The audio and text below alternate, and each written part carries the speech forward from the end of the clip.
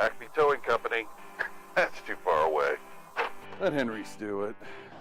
Nah, we're ready to close. Let Henry's do it. Henry's is ready to take your call right now. From compacts to semis, Henry is here to help 24/7. Save yourself the hassle and make us your first call. Henry's gets there fast, offering multiple locations to serve the Ozarks. When you're stuck on the side of the road, make the right call. Let Henry do it. I need a change. My workouts are too boring. Oh, I've got an amazing workout for you. Hot yoga. I've lost weight and I'm more flexible. Try our community classes for only $8. Sumit's Hot Yoga. You are going to feel awesome. The Fuel Forward app is a go. Fuel Forward provides quick and secure payments and everyday savings on fuel at your local Rapid Roberts to keep you moving forward. Download today and save up to 20 cents per gallon on your first fill-up. Then save 5 cents per gallon every fill-up after that. Driving just got a whole lot better thanks to the Fuel Forward app at your local Rapid Roberts.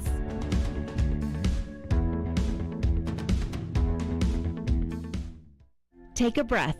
Here's your Be Well moment with Burl Behavioral Health. You're invited to pause and feel connected. Let's practice by taking a deep breath in and an exhale out, and start to notice the space around you. What can you see that is a reminder of your connection with others? Maybe it's a drawing created by a child, a music playlist put together with a friend, a beloved pet basking in the sun. If we look closely, there's evidence of our connection to others all around us. For more wellness, visit BeWellCommunity.org. I'm Nicole Cartmel with the Bank of Missouri. If you're in the market for a new home, you're probably spending a lot of time looking at real estate listings. But there's one main thing you need to do to narrow down your search. Get pre-qualified for a home loan. Mortgage loan officer Shannon Meissner is here. How does this help you to live well, bank well? Getting pre-qualified for a mortgage loan is definitely your first step. Pre-qualification allows you to determine early on how much money you can borrow to purchase a home in connection with your monthly budget. This way you know what homes to be watching the market for. We have lots of different loan options to fit everyone's unique needs. This way we can help you accomplish your homeownership dreams and goals. And the best part about pre-qualification is there's no cost. It's quick, easy, and it makes you a smart buyer. Thanks, Shannon. And of course, our mortgage loan officers like you are here to help you every step of the way. At the Bank of Missouri, we help you live well, bank well. The Bank of Missouri is an equal housing lender.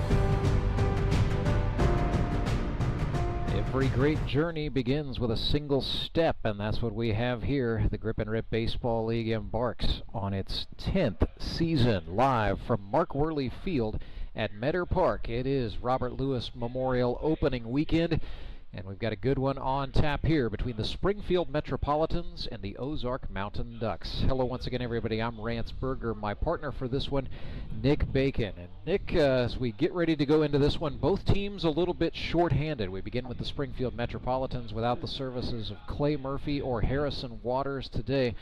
Both of those difference makers with out-of-town engagements. So right off the rip, the Metropolitans with an acting manager to start the season. It'll be GRBL original Jared Brashler officially handling the lineup card with big assistance from his starting pitcher Logan Wiley and his third baseman Justin Parker. Flip side of that, Ozark Mountain Ducks shorthanded by injuries. Austin Kendrick battling some knee soreness, but he is dressed and will go. He will start at first base today. And then second baseman Brett Gallion out with a foot injury. Mountain Ducks will be starting right-hander Cole Roark. So nothing like the first game of the season, and both teams already feeling a little bit behind the 8 ball, perhaps.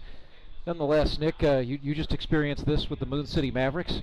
How important is it to get that first win of the season under your belt? It's the difference of me being in a good mood up here with you, Rance, versus me not being in such a great mood. It feels great. So, I mean, you want to set the table for yourself, for your team, and you want to go out there and you want to get the first win. And you know that both sides of the fields are trying to do just that. It is not the most ideal way to start the season, to be shorthanded and to feel that. But you know what? It just means that you get to have one of those adversity-defining moments early on in the season that most of the teams are going to have to face somewhere along the way. So, you know, these two teams get to just learn a little bit more about who they are a little bit quicker than some others. Not that the cupboard is certainly bare for the Metropolitans in terms of talent, and for them it all starts with their battery. They've got Cole Hazelhurst catching pitches from Logan Wiley out of Missouri State University, sponsored by Emory Sapp & Son. He is 29 years old, from Springfield, Missouri, played a year at Kansas State, and then finished out his college career at Missouri State University, then played professionally in the Frontier League. Logan Wiley coming off of a great season with the Nixa Suckers in 2024, in which he pitched 40 innings, allowed just 11 earned runs on 46 hits, struck out 35, walked 4, and hit 4 batters for a 2.48 ERA. You have faced off against Logan Wiley yourself, a plus fastball by GRBL standards and a wicked slider.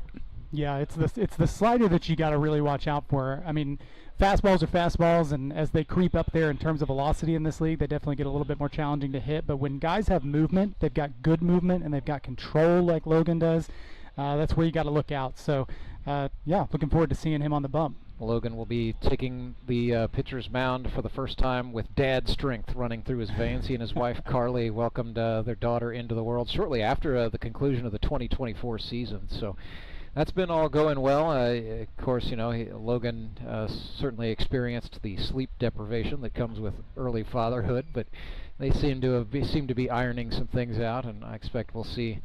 You know, Logan always brings a crowd, so both, you know, being a Springfield guy, he's got his family around, but, you know, Carly comes to a lot of games as well. Flip side of that, you've got Cole Roark, and what a story this is. Back in the GRBL after taking off 2024. He's been a manager in this league for a long time, but Cole Roark back as a player for the first time since 2020, so that's certainly going to put a new spin on things. But for his career, 99 1/3 innings pitched. He's allowed 39 earned runs on 99 hits, 118 strikeouts to just 18 walks and 3 hit batsmen. 3.53 career ERA for Cole Roark, who won Pitcher of the Year in 2019, and that 2019 season with the High Rollers, Nick, I know special for many, many reasons. Your championship victory included there. Yeah, that's a good year. Great memories come to mind for that team and for Cole. I'm glad to see him back. You know, I saw him at the Jamboree last week, and it kind of surprised me. I guess I hadn't realized that he had come back. But this league is made better with Cole Roark here, and I wonder if without the added pressure that one might feel in having to manage a team, put a lineup together, and just be that much more intentional with everything you do on the field, I wonder if it allows him just to kind of cut loose a little bit, and whether that gives him a little bit of an advantage.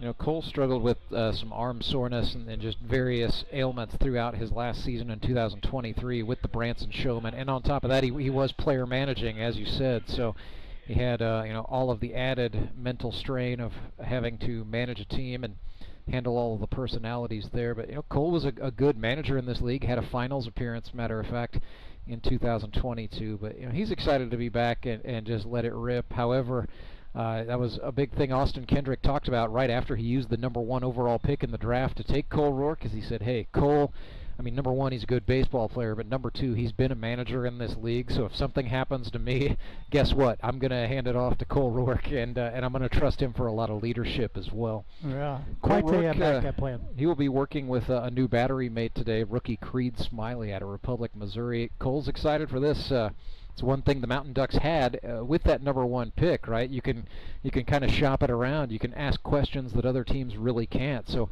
Austin Kendrick, I know before the draft, asked Cole Roark, if I take you, which catcher would you like to work with? You know what the #1 name on Cole Roark's list was? I can imagine. It was Creed Smiley. so Cole got what he wanted.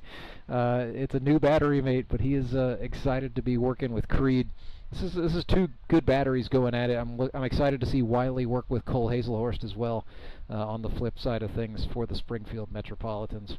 Yeah, you can't shy away from what Cole Hazelhorst brings to a team for sure, but I think one thing that is just exciting about the league this year in its 10th season is just how much new blood there is in the league. I mean, we've got quite a bit on that on the Mavericks as well, and it's going to be exciting to see how these young kids play and what they bring to the game. Let's take you through today's starting lineups as we get some pregame festivities going. This is Caleb Kaufman about to catch a pitch from his youngster down on the field. That's great. This is going to be a Steerike for sure. So the Ozark Mountain Ducks, the visitors on the board today. They will lead off with their center fielder, GRBL long-timer Joe Emery, batting second. Another returner that we're going to talk about before the day is done, their third baseman, Josh Engler. Batting in the third spot is the second baseman, the Godfather, Tony Lewis. Batting fourth and playing right field is Andrew Meyer. Batting fifth and playing first base on a bum knee is Austin Kendrick. Batting sixth and playing shortstop is Trey Simpson. Batting in the seventh position and pitching is number 18 from Licking, Missouri, Cole Roark. In the eighth spot, the left fielder from Nixa, Missouri, Ben Hammett.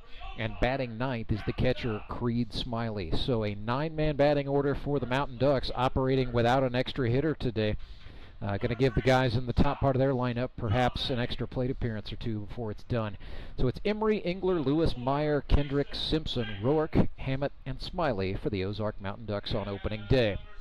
Springfield Metropolitans using a 10-man batting order, starting with their acting player manager in center field, GRBL original Jared Brashler. Batting second is the shortstop, number 15 from Wablo, Missouri, Caleb Kaufman. Batting third and playing third base, GRBL Hall of Famer Justin Parker. Batting fourth and catching is number 17 from Woodstock, Georgia, Cole Hazelhorst. Batting fifth, the extra hitter, a rookie from the island of Curacao, Ravani Rosalia. Batting sixth is the right fielder, Grant Cundiff. Batting seventh, the left fielder from he's from Lamar, Missouri. That's Gavin Huke. Batting eighth is the designated hitter, Robert Fackrell. In the ninth spot, another rookie playing second base, Dustin Thomason. And batting 10th will be the first baseman, number 16. He has been out of the GRBL since 2019, but after a long layoff, Kevin Walsh is back. So it's Brashler, Kaufman, Parker, Hazelhorst, Rosalia, Cundiff, Huke, Fackrell, Thomason, and Walsh, your opening day starters for the Springfield Metropolitans. Well, Mountain Ducks getting a nice ovation as some the kids from the Repmo Baseball Club sticking around to watch some of their coaches, one of them being the Mountain Ducks catcher Creed Smiley, who just got a very nice ovation from the crowd. Nick, I know I don't have to tell you much about it because you've been out there playing in it, but let's get a check of the weather powered by the Bank of Missouri. I don't think this is right. I think something's wrong with the weather station. It says the temperature is 97 degrees and it feels like 108. I'm gonna open up a different piece of software. I mean, we're close. My app says 96, feels like 102. Well, I'm getting a 94 here. So official temperature is measured in the shade. If you know your National Weather Service geekology, yeah, that's a whole thing. But the bottom line is, yeah, it feels very hot, and we've got a 45% relative humidity. That's going to cause some problems. We've got winds blowing in out of the south and east, actually. So a crosswind first to third. It's going to create a crosswind that we saw give the outfielders some problems in our first game today. So something to watch for, the gusting winds blowing across the ball diamond as the game goes on. Also the heat and the humidity, most certainly always part of the equation when you talk about playing baseball in August. So we will step aside, come back, and bring you the first pitch. Grip and Rip Baseball brought to you all season long, live and free on our YouTube channel. Big thank you to the Bank of Missouri for helping to make that happen. If you haven't already, make sure you are subscribed so you never miss a minute of your favorite GRBL players and GRBL teams. And go ahead and like and share the video while you're at it. Let your friends and family know that you are enjoying Grip and Rip Baseball. First pitch is next. It started with an idea. Championship game of the Grip and Rip Baseball League here in Ozark, and we have had a wild one. It's gone back and forth over the last few innings, just like the season series between these and two became teams. a passion. Had no idea what to expect. It's incredibly nostalgic. A brotherhood was created. These guys, they're like family. Then the community got involved. My family just loves coming out to Grip and Rip. And $1,000 goes to ALS in the Ozarks. We love racing! Champions were crowned. Back to back to back for Justin Skinner. Let's go! Champions! Mark Webb and the Ozark Mountain Ducks are the champions. Bring on season 10. Moon City, baby. Goldfish. Quack Attack is back. Let's go, Locos. Let's go, Mets! It's showtime. Welcome to season 10 of the GRBL.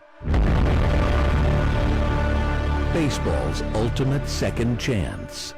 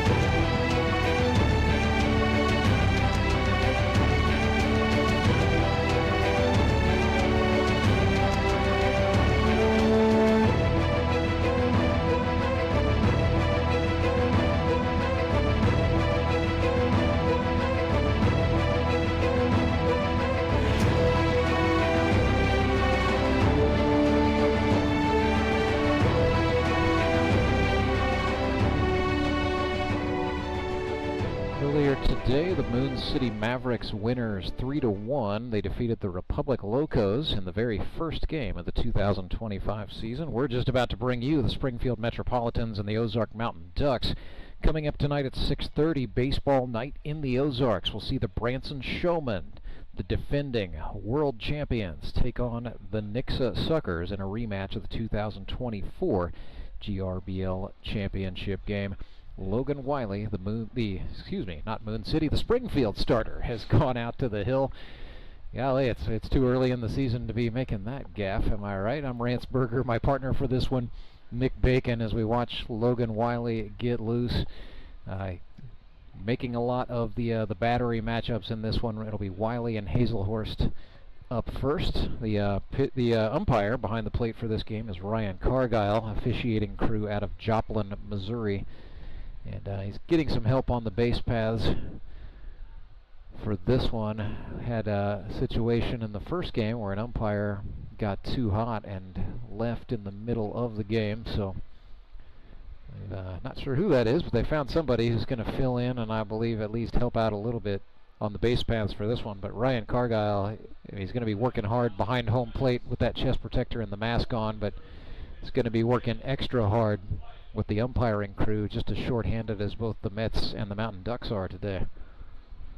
Yeah, I mean, these umpires don't get enough credit. We talk about it being hot everywhere on the field right now, and for Ryan, you know, he just put in a full 9 innings on a hot game number 1. Now he's got the chest protector and the extra gear on. He's behind the plate for game number 2.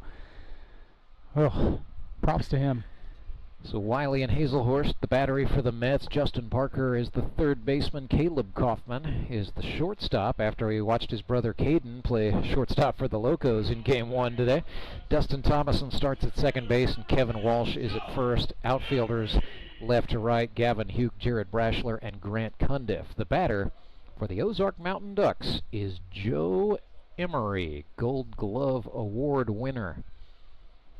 Originally from St. Peters, Missouri, but now calls Springfield his home. 38 hits in Joe's GRBL career. Looked at a called strike on the inner half, and looked like just as Logan Wiley got up there to throw the first pitch, Nick, the wind kicked up a little bit. It's blowing toward the right-handed batter. You know, you mentioned it in our pregame rants, but that is definitely a factor. Having stood out in right field, you don't necessarily feel the wind at the field level, but when the ball gets up there, it's got some tail to it, so it's getting caught in some sort of jet stream. And Logan Wiley worked Joe Emery worked that one away and got a swinging strike 2. So a ball and 2 strikes as Joe hops out and then hops back in. Had 8 hits for the Moon City Mavericks a season ago, hitting just under .330. Swings and chops this one into play. Justin Parker, oh no, Parker does not have it. It's going to go down in the books as an E5 for JP. It just looked like he misplayed the hop, and the ball caromed off of the heel of his hand into foul territory there. Yeah, kind of a weird move. It must have been something with the hop, because he almost kind of crossed his body with his glove still in an underhand position in just kind of an awkward way. Bounced right off the heel. So got a little bit of speed on the bases now. Puts a man aboard for Josh Engler. Another one of those comeback stories. 26 hits in his GRBL career, last played in 2023. Had a lot going on in 2024, both in his professional life at Offen Petroleum and then just with the family, as he and his wife welcomed a new baby boy into the world.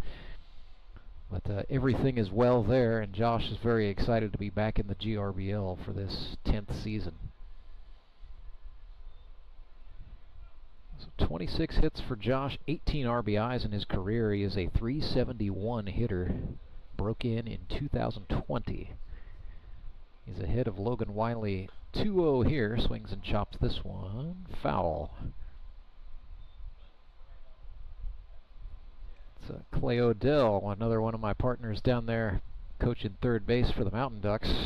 Tried to catch that in his right hand, and now he's looking like he regrets that decision. 2 balls and a strike for Josh,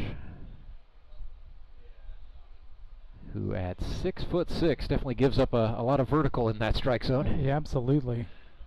Not much crouch to his stance either, not even trying to hide it. He stands up nice and high, almost dares the pitcher to come at the knees. That is lifted into the air right field. Cundiff did a nice job, got a good read, made a good last-minute adjustment, and the catch for out number 1. Yeah, we've got a decent sky today, so when the ball is up in the air, despite the wind playing with it a little bit in terms of movement, it at least is pretty visible up there. And a brief chat on the infield here for the Metropolitans as they get ready to face Tony Lewis. He is the founder. This was all his idea, to start a baseball league for guys who just hadn't quite gotten the game out of their systems. It began with 4 teams named after colors in 2016, and how far we have come as number 9, Tony Lewis, steps in to the left-handed batter's box. A member of the Ozark Mountain Ducks here in 2025. Tony swings and chops this one. He was 31 years old when he got this thing started. He is now 41 years old. Hanging on. He has undergone a bit of a physical transformation, has lost about 50 pounds over the course of the last year. Made some sweeping changes, and yeah, he's been hitting the gym. Well, as somebody who is aging in this league myself, I'll tell you, that's one place where you can maybe find a little bit of a competitive advantage. And you've got all the world of control over it too. He looks great. 0-1 to Tony after that foul ball. Wiley missed low with a fastball. Uh-oh, trouble on the bases, but Joe Emery might have hit the lottery there. He stumbled on the way back.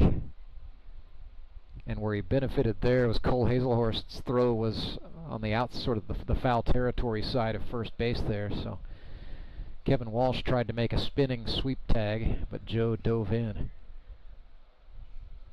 A couple of old Sumit's Hot Yoga yogis over there on that, chatting it up at first base. Those guys played together in 2019.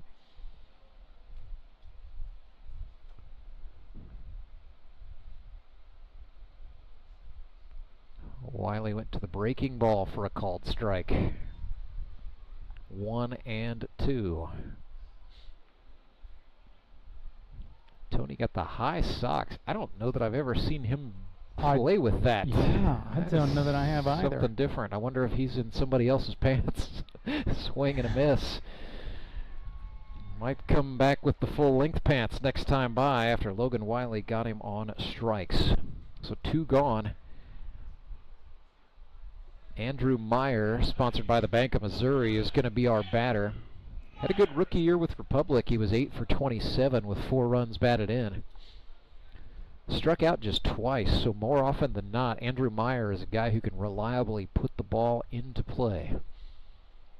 In this league, that's everything, too. If you can make contact and just get the ball into play, you never know what is going to happen. That is a soliloquy I've been saving back a little. We didn't really talk about it in Game 1, but I feel like on the season as a whole, that is a trend to watch across the GRBL. I think we're going to see, less fully dominant pitching, which means we're going to see more balls in play, which means we'll see more hits. We might also see more errors, but I think we'll see generally more base runners, just more scoring opportunities instead of first game was not a good example as that ended in a 3-1 final, but I think as the year goes we are more apt to see like some 6-4 type final scores. That's a fun brand of baseball too. I just like close games. I mean, yeah, play well, make it competitive. Some nice movement there on that pitch. Just came right back into the zone to catch that outside corner. So Wiley battling back. It's now a 2-1 count to Andrew Meyer.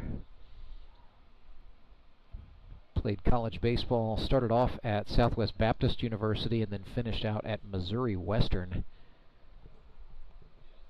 Had 158 hits in 126 college games. So Meyer got a lot of mileage. Wiley bounced that one down. Nice block by Hazelhorst to keep it in front, but it is a walk, and it is 2 men on for the Mountain Ducks. Well, all right, Captain Duck, here comes your opportunity. Austin Kendrick walking up to music from Bluey. And as Bandit says, I am doing this for my kids. That is very much part of the story for AK, father of 3. I thought he was just excited that Bluey's supposed to be here later, right? Well, that could be part of it too. You're never too old for Bluey. That's right. There's another bouncer. We're seeing Wiley miss short. Not sure if he's just over gripping, trying to throw too hard or harder than he needs to. Yeah, could be. First game. A little bit of that kind of working it out. Well, just it's a little long bit. season, and I can tell you, Logan, the plan is for you to pitch a lot of innings, so you don't have to have all your fun in the first one. It is the chat with the field umpire. That's Brian Lozano who's come on. And so Brian actually, I think, just got pulled out of a Mid-America Umpires Union ceremony. So he's a GRBL veteran, was actually the plate umpire for the championship game a season ago. So glad he was not scheduled to be here today, but Brian Lozano, a gamer. And we appreciate him coming out for sure, working with Ryan Cargile. Cargile's out of Joplin, so these guys, this may be the first time for this crew to work together. Yeah. It is 2-0 to Kendrick as Logan Wiley and the Mets find themselves in an early jam. Kendrick sends this one in the air to right field. Charging in is Grant Cundiff, and he makes the catch, his second of the day. So the Mountain Ducks threaten loudly, but come away empty-handed. 2 runners stranded. 0-0 is our score. The Springfield Metropolitans come to bat for the first time when we come back. When Gary and Sandra Henry started Henry's Towing nearly 5 decades ago, customers knew that Henry would be the guy coming to help. People would call and ask to let Henry do it. And as Springfield has grown, our family has grown as well, so there's always someone around to come help you out. Everyone at Henry's is a member of the family, fully trained and as dependable as the original. With a family this size, help is always right around the corner. So if you find yourself in need of roadside assistance, remember to call the name you've grown to know and trust. Remember to let Henry do it. Did you know that Conoco gas has 3 times more detergent additive than the minimum required by the EPA? And 30% more than the top-tier detergent gasoline standard, recommended by major car manufacturers. Other alternatives contain unwanted deposits that can build up on fuel injectors and intake valves, robbing your engine of performance. More quality in every drop. Only at your local Rapid Roberts.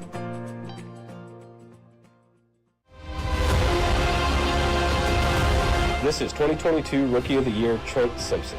Watch me on Baseball Night in the Ozarks tonight at 6.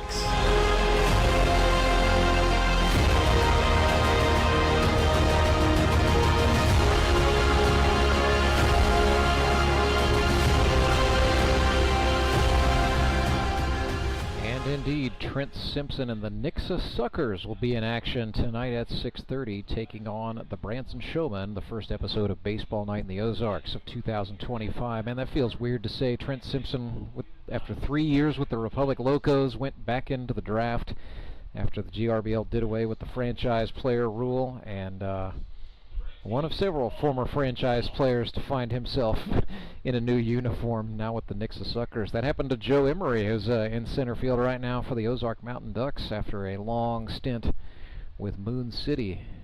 Joe in a new uniform here in 2025. I was thinking about that with Joe, having played with him for the last few years in the powder blue.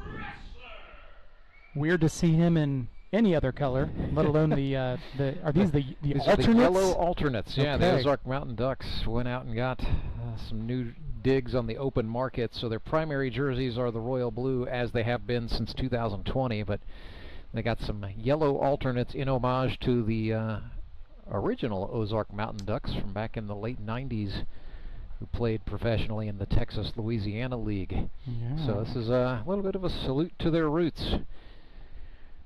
Cole Roark pitching to Jared Brashler. It is 1-1. Brash from the GRBL's original 60, and he is the Metropolitans' acting manager today as he watches a breaking pitch dip into the zone for a called strike. Cole Roark has got a fastball, a curveball, and a Vulcan change.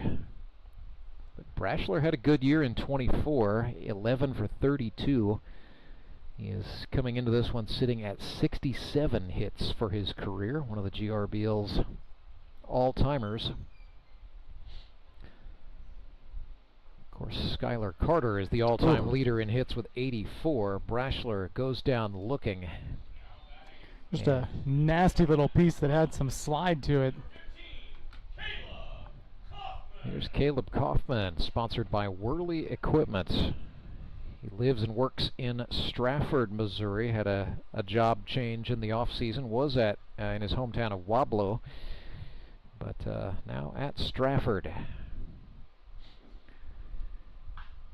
Swings and lines that one up the middle, just beyond the reach of the shortstop, Trey Simpson. I thought for a second Trey was going to snag that out of the air. Instead, it's a single. And the first base hit of the game belongs to Caleb Kaufman. Yeah, nice little piece of hitting right there. Just jumped on the first pitch he saw, kind of up and in, took it right over the shortstop's head. Like you, I thought he might get it. He had a nice leaping attempt at it, but otherwise a great hit. Here's Justin Parker. Speaking of all-timers, he's in the GRBL Hall of Fame. 61 hits in his grip and rip career. Coming off of an uncharacteristically cold season in 2024 where he was limited to 3 hits, but he was a member of that Branson Showman team that won the title, so I'm sure having his name on the bell was You'll trade it. Very soothing at the end of the day. So Cole Roark from the belt bends one down into the zone. Parker grounds it to third. Mountain Ducks tried to turn 2. It's going to be 1. They did get the lead runner. Josh Engler got the ball to Tony Lewis for the first out, but the Quack Pack does not turn the double play. Yeah, high throw over to first base made AK kind of have to get vertical there. I think certainly something to watch. I noticed during his at-bat in the top half of the inning, definitely favoring that knee And so just having to do any of those athletic movements, I think just something to watch for AK over there at first base. He told me as he's got some strained ligaments, so he is babying that knee along. Was originally not going to play, did not play in the preseason, and then that turned into, well, I'll play first base and they will DH for me, and then that turned into, well, I'm batting. Grounder to the shortstop. Trey Simpson has it that time. Elects to flip over to the second baseman, Tony Lewis, on the fielder's choice for the out. So the Mountain Ducks gamely hanging in. 0-0 is the score after 1. We are back with more Grip and Rip baseball right after this word from the sponsor of our streaming coverage. That is Central Bank of the Ozarks. At Central Bank, we've brought the home loan process closer to home. All of our lending decisions are made locally, right here in your community, so you get quick answers and loans that are tailored to meet your needs. So whether you're just starting your home buying journey or well on your way, Central Bank can help turn possibilities into realities. Apply online at centralbank.net or at any of our convenient locations. Central Bank. We do banking better. Member FDIC, Equal Housing Lender. Life is full of things to worry about. Your home's foundation shouldn't be one of them. Vertical and horizontal foundation cracks, windows and doors that stick are all indications that your home has foundation issues.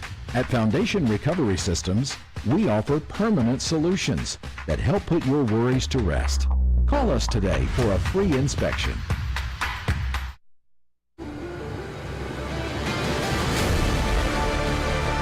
Hey, this is 2024 Rookie of the Year winner Trey Turner. Watch me on Baseball Night in the Ozarks tonight at 6.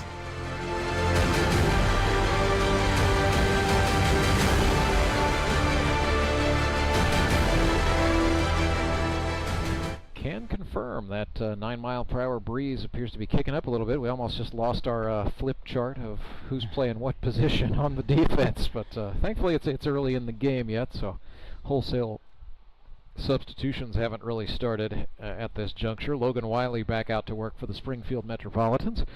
0-0 is our score. Ozark Mountain Ducks will have the 6, 7, 8 hitters, and they are using the 9-man order today. That's something a little bit unique. If you're new to Grip and Rip baseball, teams can go with a 9-man order or a 10-man order. The extra hitter is an option. You don't have to do that. Mountain Ducks not exercising the option today, being a little bit short-handed, so they're going with a 9-man batting order. It'll be Trey Simpson, Cole Roark, and Ben Hammett for the Ducks. It becomes a little bit of the game within the game, I suppose. 9 versus 10. Do you want to roll your lineup over a little bit more, give those top hitters a few more chances potentially? You know, there is, there are a couple different schools of thought. A lot of managers just say it gets more guys reps, and the players really like the 10-man order. But we've seen Austin Kendrick do this a few times, especially in the playoffs. But Courtney Spitz from the Nixa Suckers tends to be a big proponent of the 9-man order because he just likes the idea of trying to get his best hitters perhaps an extra plate appearance late in the game. So we'll see. One of those nuances, right? Same with pitching management. There's the gears are always churning here in the GRBL. Such a good point. I think it's natural that most coaches would lead with their quote-unquote best pitchers as their starters for those first 5, but we saw in Game 1, Dan England typically goes the other direction and saves somebody like Abma for the last 5. So yeah, it's great. And it's great when your guy rises to the challenge, as Tyler Abma did today in a 3-1 win. So here's Trey Simpson, who is fallen behind here, 0-2. He another one who is a returner after sitting out 2024. His rookie year was 23 with the Republic Locos, hit .346 with 9 hits in 26 at-bats. Drove in 3 runs and had a double, a .485 on-base percentage for Trey.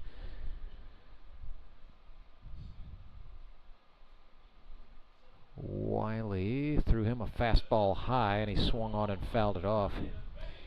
Wiley, I think, has always been a little bit of a quicker worker, but that's something that's standing out to me even on a hot day like this, is just how quickly he is getting the ball and throwing it. Well, in addition to baseball, Logan Wiley is into marathons and even ultra marathons. That is in the air to right center field, and that's down. Welcome back to the GRBL, Trey Simpson, 1 for 1 on the day with a base hit. So yeah, Logan's run some 50-kilometer races and I did not know that. That the things some people do for fun. Am I right? That, I don't understand it either. I like to do 5Ks. Yeah. You show up, you just go as hard as you can for about 25 minutes, and then you go home. You have the whole day to do whatever. But those ultra marathons, those are for a different breed of cat. So here is Cole Roark in a batter's box for the first time in a long time. Showed bunt, pulled it back, and watched strike one go by.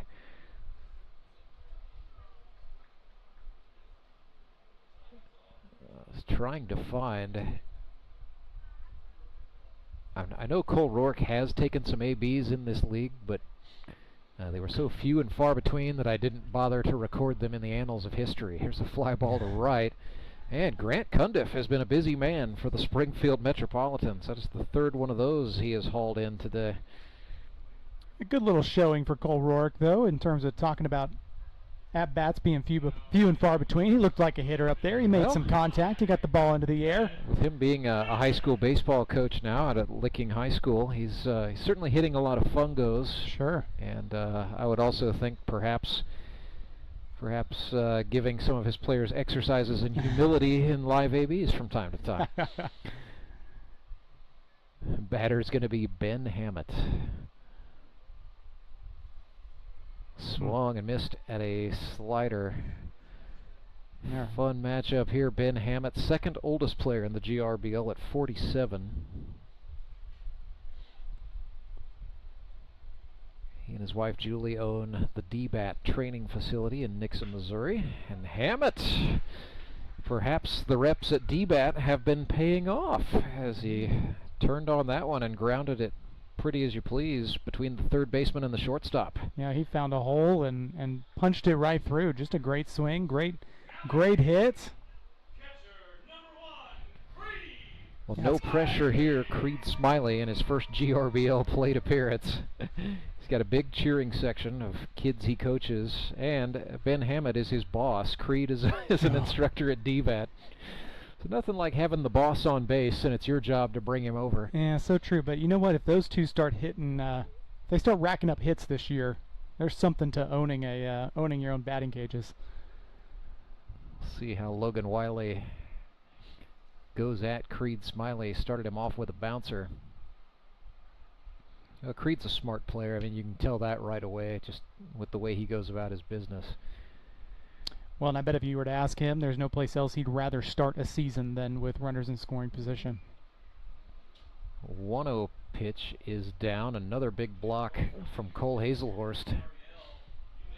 Showing some great patience here, too. I think especially for a rookie in the league, well, for anybody, really, I think in this situation, first game of the year, the jitters might be there, the nerves might be there, and you might be a little bit more apt to just kind of chase some things early on in the count, but we've now seen him take two good pitches, 2-0 count now.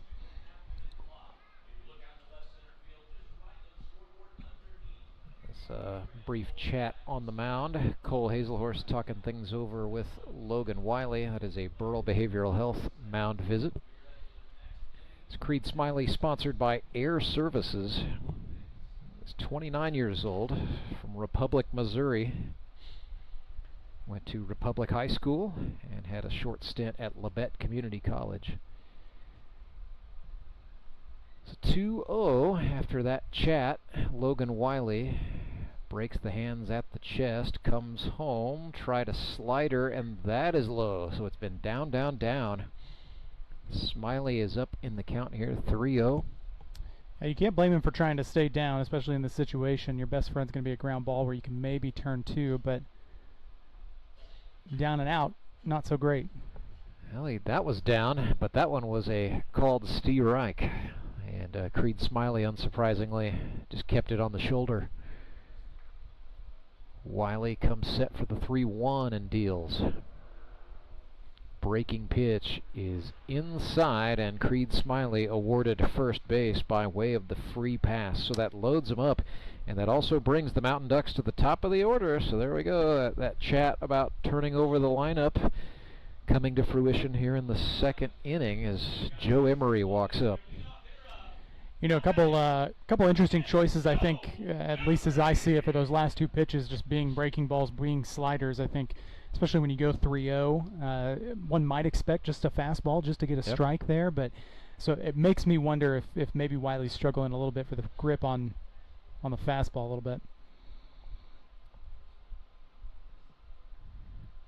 Electing to stay in the stretch position, throwing to Joe Emery, who was late to trigger on that one and fouled it off of the Ozark dugout here at Meadow Park. The visitors' dugout is on the first base side, and the home dugout is the third base side. So Metropolitans over there at third. Probably more sun than shade at the moment. Wiley comes home with an 0-1. Took something off that breaking pitch, but perhaps a little bit too inside for the liking of the man in charge. And we're back even 1-1.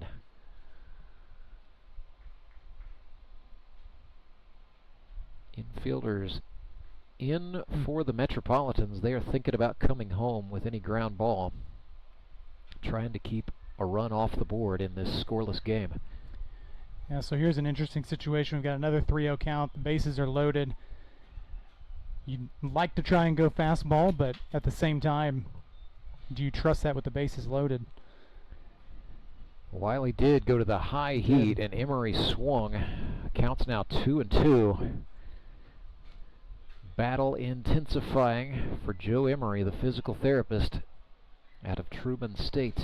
I think Joe kind of knew that probably there was a fastball going there too, so it's not surprising to see him swing at a pitch like that, trying to get something.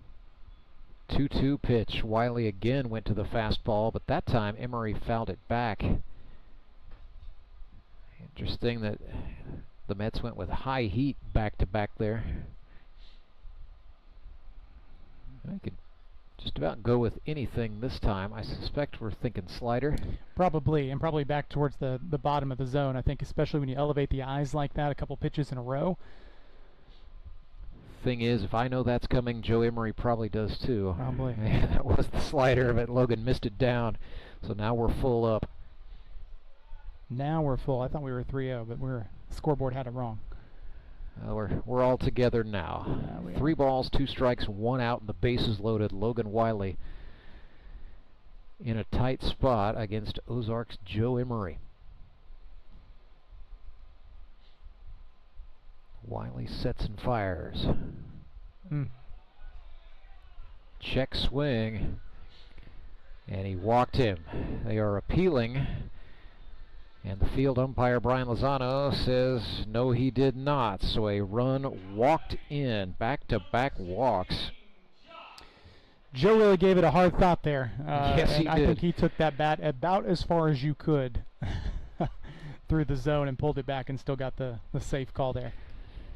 No hesitation on the part of this officiating crew. You just have to deal with it. No replays in the GRBL, and the situation doesn't change. So it's a wild pitch, gets away from Hazelhorst. Runners are going back. Cole with a little flip there just to get it back onto the diamond, and a nice heads-up job by Justin Parker, the third baseman. That could have been catastrophic. Mets got a favorable bounce off the brick wall there. Yeah, he did. I think that's where you start to see some of the talent level of Cole Hazelhorst come through too. I mean, if you're going to deal with a pass ball like that, at least you got a recovery from somebody that's confident that they can get the ball back. It's Josh Engler, the batter, with the bases juiced.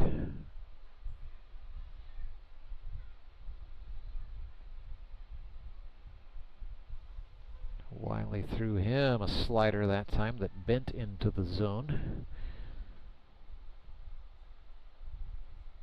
Ball and a strike.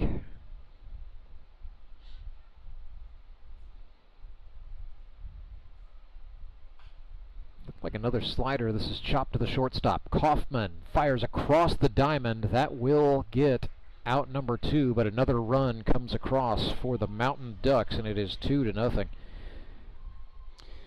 The slider is really in a place that I think Logan Wiley would prefer it to be. He's getting the ground balls off of it, which is what you'd like to see. It's just not super advantageous when you also add in things like the walks and runners in scoring position. Well, if you're Josh Engler, maybe a little bit down that you grounded out there, but he grounded out to a deep part of the infield, and really Caleb Kaufman had no choice but to just take the one out that he could get there. Yeah, you did a job. You did a job, and at the end of the day, you're happy about that. So runners are at second and third for the Mountain Ducks with 2 outs, and the batter is Tony Lewis. His first offering swung on and missed. Tony was thinking about hitting that one over onto the softball complex, I think.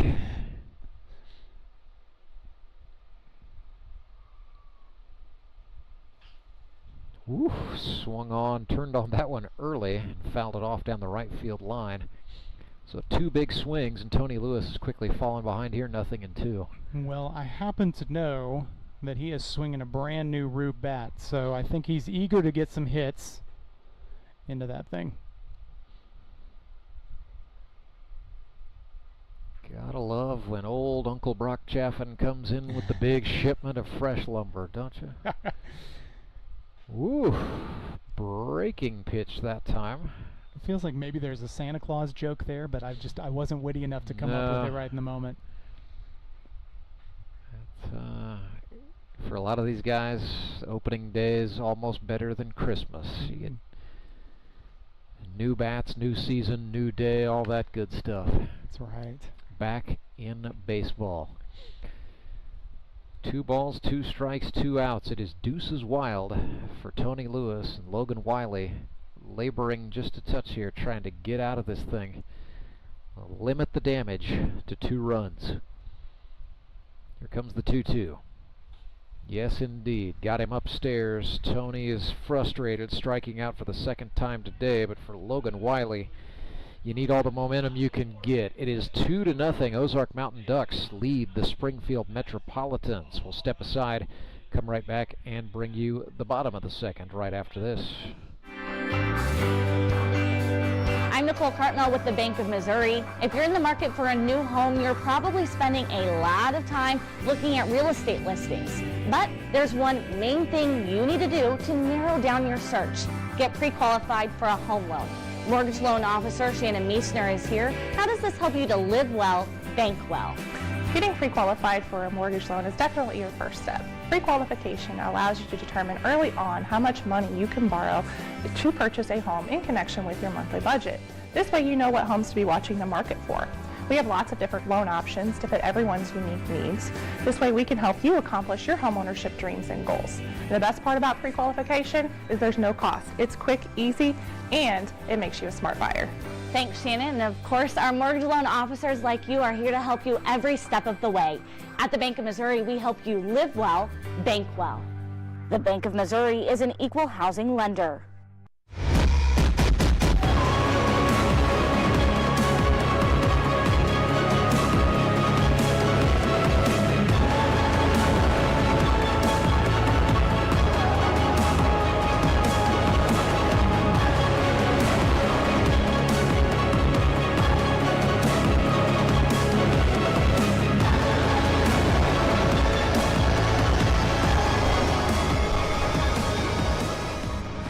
Cole Roark back on the mound for the Ozark Mountain Ducks, now with a 2-0 advantage to protect. Burger and Bacon back with you live from the press box at Mark Worley Field at Meadow Park. Welcome back in to Robert Lewis Memorial opening weekend as the Grip and Rip Baseball League starts its decade year, season number 10.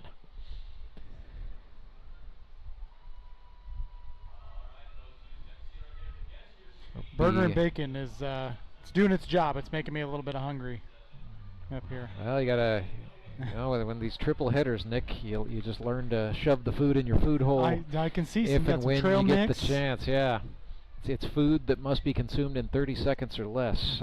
That's the life I live. So here's an exciting rookie sponsored by Millsap Farms. It is Ravani Rosalia, originally from Curacao. Spent a good portion of his childhood living in the Dominican Republic. Went back to Curacao, now lives in Ozark, Missouri. He's a graduate of the Moody Bible Institute in Chicago, Illinois. Has a master's degree in ministerial leadership, but is also a music teacher. Swung a good stick in the tryouts. Like what we see out of Ravani as a contact hitter, but nothing like your first assignment as a rookie is to face one of the GRBL's all-time strikeout kings in Cole Roark. Coming out with some flair. Look at this bat he's swinging. Oh yeah, you love the big pink barrel. Pink, some baby blue, some yellow on that thing.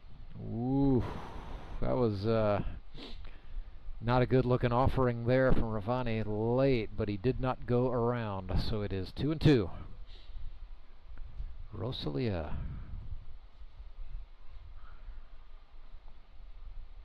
Watched that one go by low, and Cole Roark a little bit frustrated. Ravani's a tall character, so to catch the low part of the zone, he makes it a little bit tricky. Payoff pitch, swung on, and Cole Roark gets Rosalia on strikes. You can kind of see the body language that Roark is just not happy that it took him 6 pitches to do that.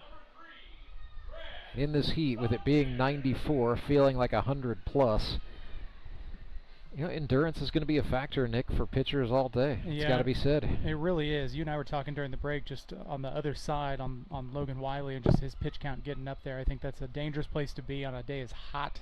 It's a dangerous place to be any day, but especially on a hot day like this. Serve up a few grounders, maybe a pop-up or two, and just get yourself off that field. Grant Cundiff, sponsored by C&H Industrial Reman, is the batter. So Grant got his mechanical engineering degree at Missouri S&T.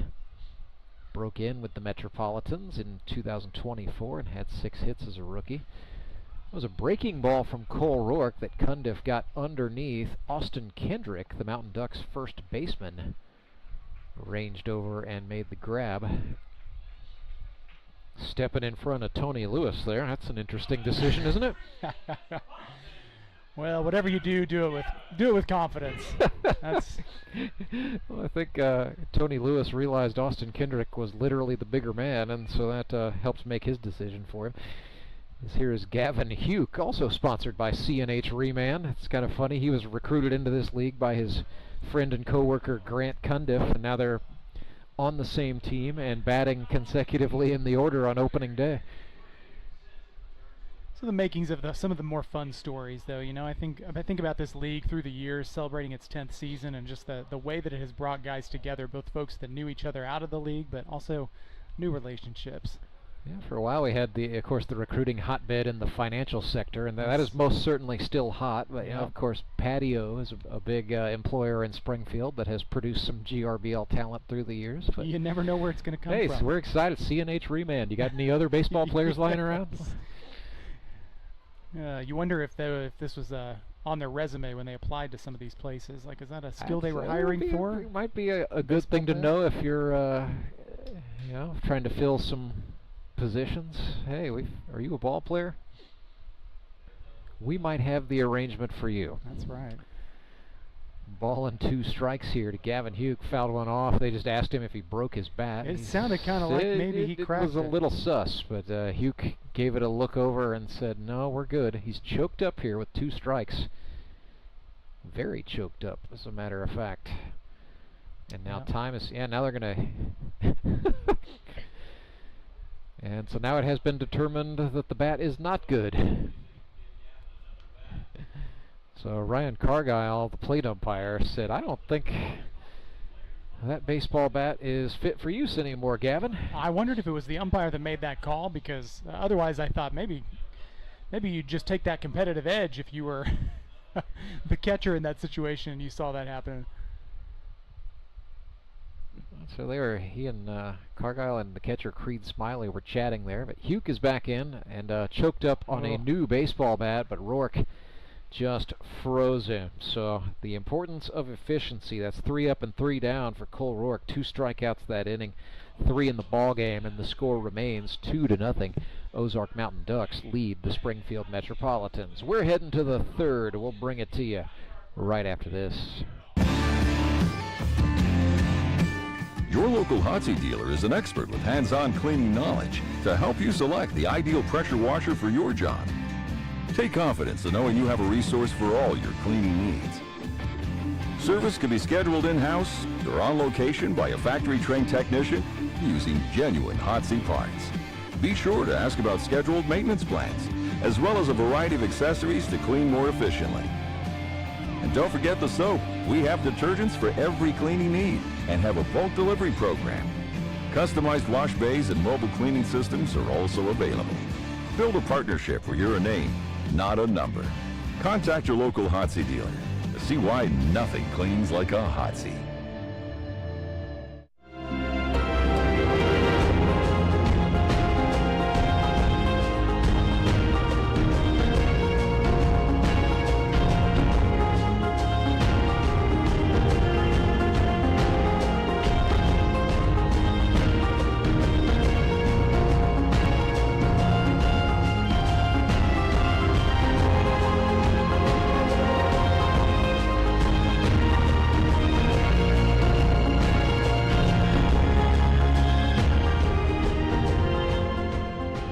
Wiley back on for the Springfield Metropolitans for inning number 3. The action staying hot here on this opening day. 94 reads the thermometer. Heat index is above 100, but down on that turf, it probably feels more like 110. As you know, the AstroTurf is great, especially when it's 75 degrees and cloudy, but when the sun is beating down on it, it does have a tendency to hold the heat. It is toasty for sure. I think we lucked out having had the first game. I was talking to some of my teammates about how, yeah, it's hot, but I think we got the lower end of that was kind of the heat. The preseason kind of felt, 90 degrees didn't feel that bad, and that's an arrogant Missouri weather thing to say, but yeah. It wouldn't surprise me if baseball night in the Ozarks actually catches the hottest part of the day, at least for its first few innings. It's going to be warm, and it's going to stay warm. Overnight low only projected to be about 75, so yeah, the boys are going to be sweaty tonight too. Batter for the Mountain Ducks is Andrew Meyer, the number 4 hitter. Took a late swing at that and fouled it off well out of play on the third base side. You know what? One thing I appreciate of many here about Meadow Park, though, is that at least you get some sort of a breeze down on the field. Feels like when we were playing in Ozark and it was hot down there, that right up the middle. Yeah, hot off the bat of Andrew Meyer. Yeah, I think the topography has something to do with it, right? We're in kind of a flatter part of Springfield. Sure. Actually on a bit of a rise here at Meadow Park, and that allows the breeze to blow through here pretty nicely. Single for Andrew Meyer, and he's on for Austin Kendrick. He flew out to right field first time. Tell you what, not gonna lie, that bluey music is kind of growing on me. It slaps a little bit. Oh, squared to bunt on that one. Good idea. Not bad. Austin Kendrick in limited plate appearances went 7 for 15 a season ago with a couple of doubles. Aging like a fine wine.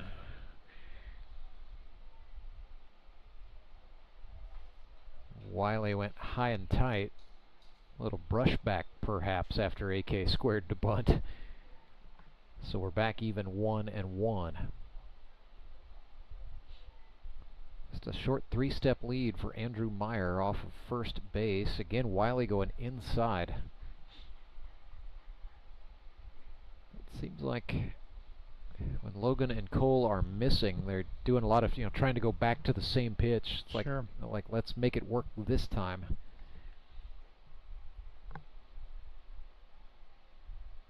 No, that was actually a called strike. Wow, 1-2. I just missed the signal. Now time is called. But yeah, they got 1-2 on the board, so my mistake. In your defense, I don't think I saw the right hand either of the umpires, so I don't. So Kendrick stands in, Wiley deals, runner takes off, and Kendrick chops this one into play. Hazelhorst with it. Ooh, sailed it slightly, but a nice job by Kevin Walsh. reaching up and then making sure he dragged a foot on the bag to get the out. Kendrick does advance the runner. Yeah, Hazelhorst, I think, there fielded that ball and maybe thought he had a little bit less time than he actually did, so made that throw on the run, which is why it sailed just a little bit. I think he had the time to kind of stop and plant his feet. But, you know, honestly, that was the third pitch in a row that was sort of up and in to AK there, and that's exactly what Logan Wiley's hoping the result will be when he goes up to that spot. He's hoping it's going to saw people off, and they're going to drive it right into the ground if they're going to make contact whatsoever. So here's Trey Simpson, 1 for 1 on the day, now with 10 hits in his grip and rip career. 10 for 27 lifetime. That's the thing about opening day is it's not that hard to calculate fun stats like that one. That's great. Gets a lot more complicated around week 3 and 4. I'm sure. Then I just stop doing all that math and I tell you, like, how good is a guy right now? Yes. Sure, 1 for 1 today. Good enough. Trey Simpson, part of the Simpson family of ball players here in the GRBL, one of 3 sets of brothers. Of course, you got the Kellerstrass boys on the Mavericks. You have the Kaufmans, who are split between Springfield and Republic, and then you got the Simpsons split between Ozark and Nixa. So Trey is the youngest, I believe, of 3. With Trent in the middle. We'll see Trent tonight on Baseball Night in the Ozarks. New digs with the Nixa Suckers this time. And Trey, without doing much, has worked into a favorable hitter's count, 3-0. Yeah, you just kind of continue to see that pitch count rise for Logan Wiley, which might force interim manager Jared Brasher's hand a little bit earlier than maybe he'd hoped. And a walk to Trey Simpson on the plus side sets up a force at third base with 1 out, but certainly not ideal. Not the guy they wanted to put on, I don't think. And the batter is Roark. He flew out to right his first time. It's Cole, sponsored by Triumph Sports Training Center. That's a facility that he and his wife Megan own in Licking, Missouri.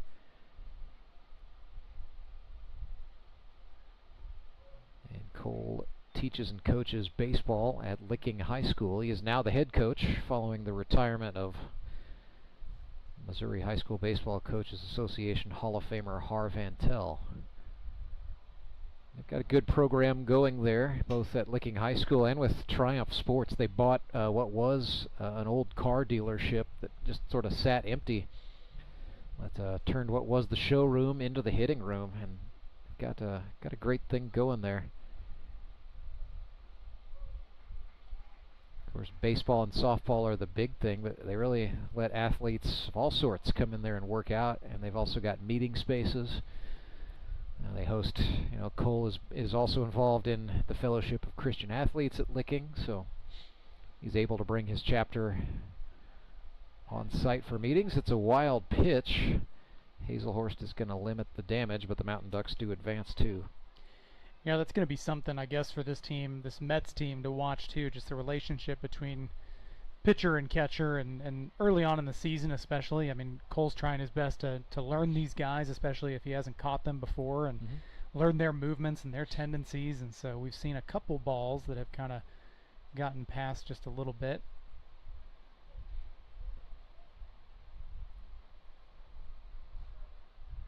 Two to Roark, who has closed up his batting stance. Swings and drives this one. Could be trouble in left center field. Back is Gavin Huke.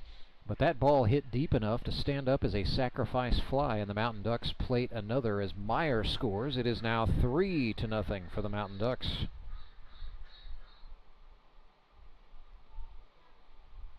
What'd you say, Nick? Doing a job? Doing a job. Cole Roark, situationally aware, found a deep part of the ballpark and hit it, and there's really nothing Gavin Huke, or any of the Mets for that matter, could have done about that. It's a good piece of hitting. If you're Cole, you do a job, so you're happy about that, but that is one of the ones that off the bat you're thinking, Could it have just gone a little bit further? If I could have made some, golly, just missed. Really being the hero. Hammett pulls one. He singled down the left field line first time up. So in terms of the timing, you know, Ben Hammett is really doing well to start the swing, and he's driving the ball on the left side. We'll see if the trend continues.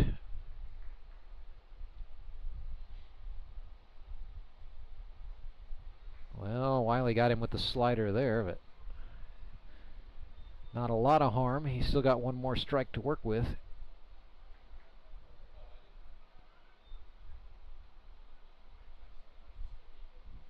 Ben has his name on the Howard Bell Trophy 3 times. Breaking pitch, and yeah. What do you call that, a ball? Okay. No, I was about to say, yeah, there's no way. There's no way. Okay. Just some cross signals there. Everybody was walking off the field just waiting for the umpire to signal. Even Hammett was already halfway to the dugout at that point. So it is a strikeout for Logan Wiley. He's got 3 of them on the day. But the Mountain Ducks do plate one. A sacrifice fly for Cole Roark makes it 3-0. Ozark leads Springfield, and Nick and I are back after this. When Gary and Sandra Henry started Henry's Towing nearly 5 decades ago, customers knew that Henry would be the guy coming to help. People would call and ask to let Henry do it. And as Springfield has grown, our family has grown as well, so there's always someone around to come help you out. Everyone at Henry's is a member of the family, fully trained and as dependable as the original. With a family this size, help is always right around the corner. So if you find yourself in need of roadside assistance, remember to call the name you've grown to know and trust. Remember to let Henry do it! Mr. Callahan, let's play Word Connect. I don't want to. I'll start. I'm not gonna. Air. Services. Professional. Trustworthy. Quality. Satisfaction. Everyday. Overnight. 24/7. Repair. Replace. Air. Water. Heating. Cooling. VIP. Membership. Okay, that's good. Okay, that's bad. Stop. Go. Jimmy! Mr. Callahan! Fired. Hired. That was fun. Again? Call Air Services today. This is GRBL All-Star Zach Young. Watch me on Baseball Night in the Ozarks tonight at 6.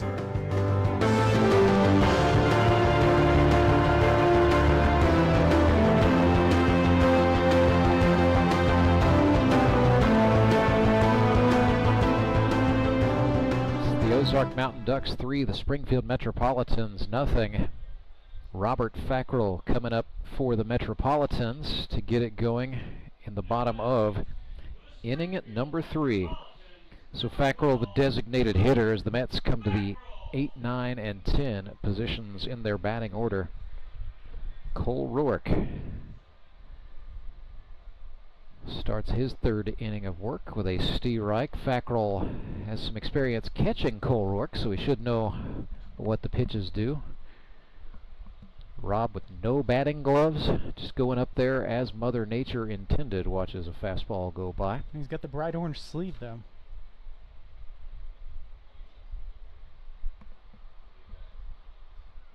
Ball and a strike to Fackrell, and then Roark. That looked like the Vulcan change, and Rob was out in front of that. 1-2.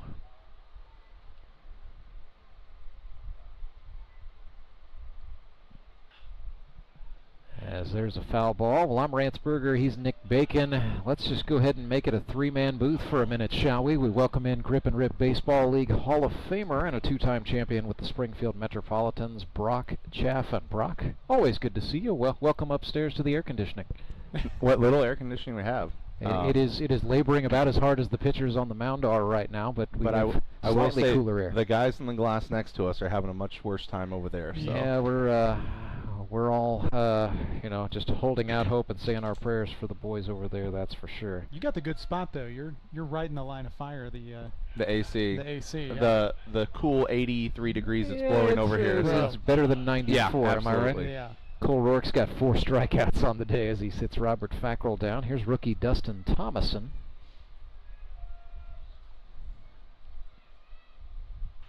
Swings and fouls this one. Told me he was genuinely surprised he was drafted, but is making the most of the chance. Thomason from Willard, Missouri.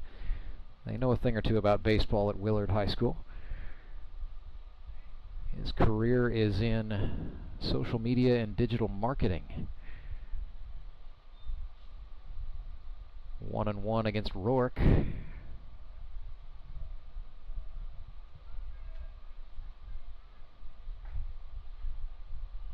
Worked him outside. Well, Brock, I know you know a thing or two about playing in the heat.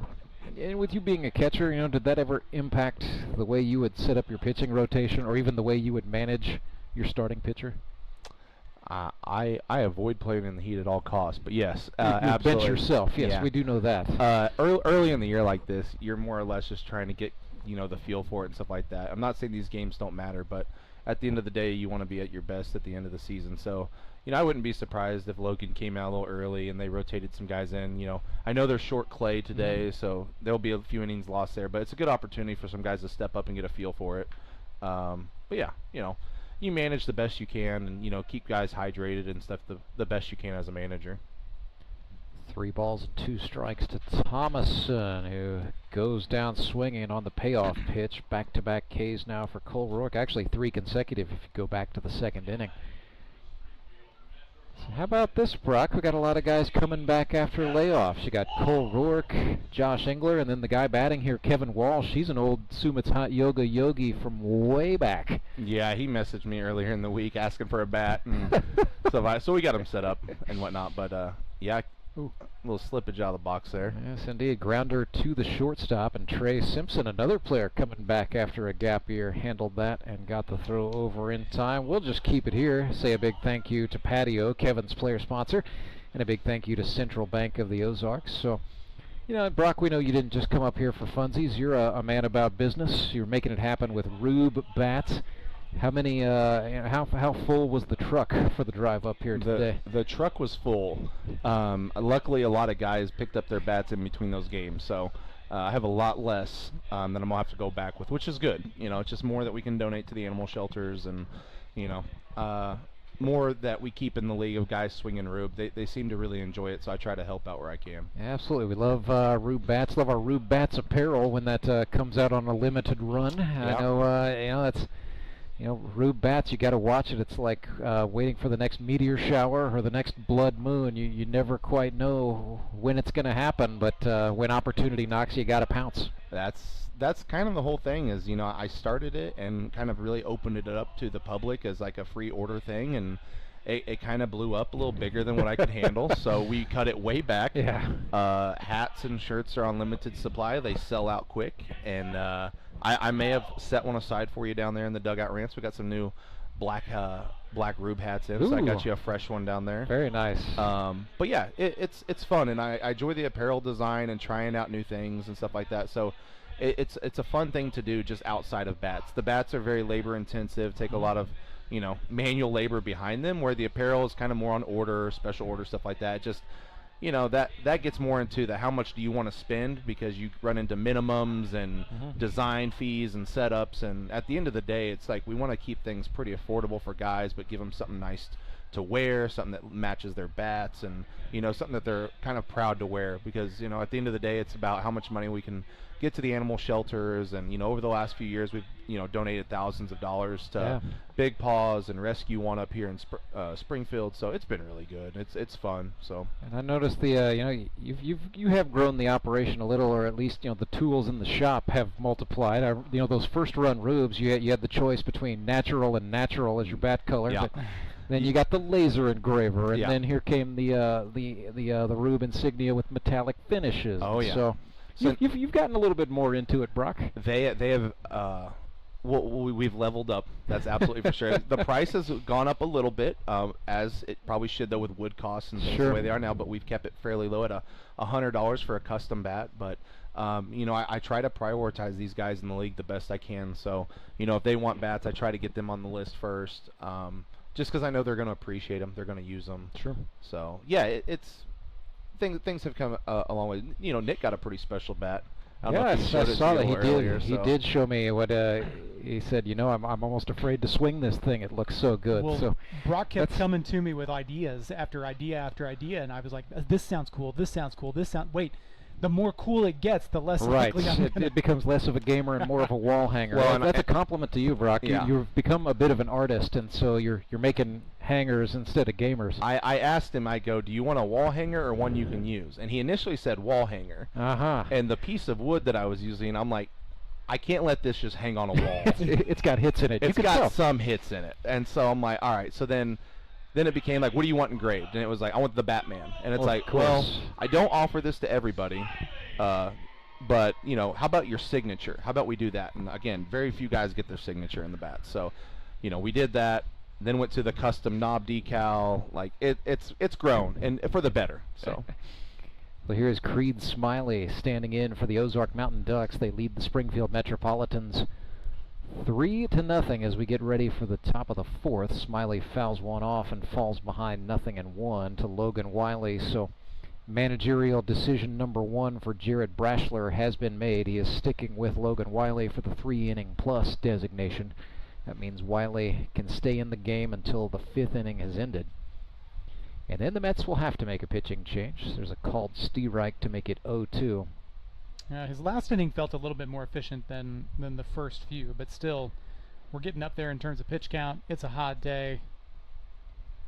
It's where that ultra marathon running has got to start kicking in. Yeah, I told the guys in the Ducks dugout earlier because they were talking about how the pitch count was getting up there, and I told them, I'm like, yeah, but this is the one guy that can go a longer distance if you need him to. So. Called strike 3 to Creed Smiley. Logan Wiley starts off with a punchy. That is back-to-back strikeouts for him. Going back to inning number 3. Back to the top of the order go the Mountain Ducks. And you hear that, Jimi Hendrix. You hear, hey, Joe. That means it's Joe Emery. Have we talked about the fact that Joe just looks funny in a different uniform outside the Mavericks? We did bring that up. Yes. I'm even looking at the fact that I think maybe he's still wearing like the baby blue sleeve. The baby blue sleeve, but he did tell me before the game that at least his cleats match this year. Oh yes, okay, so. that's good. Yeah, it's really hard. He's got to stop making these changes. It took me a minute to get accustomed to the beard when he grew that out. The long hair. Yeah, the long hair. Now he's switching it up to from the long blue to the hair. yellow. Don't care. We actually had to size him up a cap. Oh, wow. He went with the large hat this year. 1-1.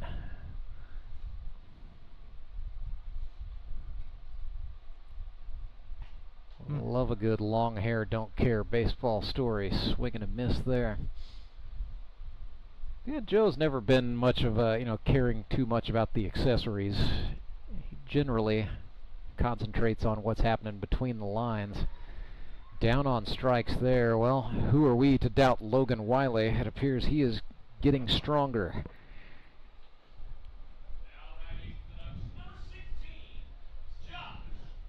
Bring up Josh Engler, sponsored by Offen Petroleum. He is from Mount Vernon, Missouri, where he was an all-state baseball player. Split his college time between Missouri Southern State and Evangel University. Markets and sells wholesale fuel.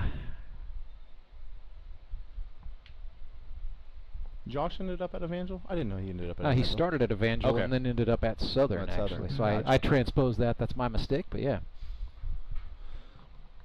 I felt like he was going to get just a little more opportunity as a pitcher at Missouri Southern, and so transferred. Went from the NAIA to the D2 level. Showed bunt there. Not sure if that was gamesmanship or if he was actually thinking about trying to catch the Metropolitans off guard. It didn't look like he committed too hard to it, but I mean, the third baseman is back quite a bit.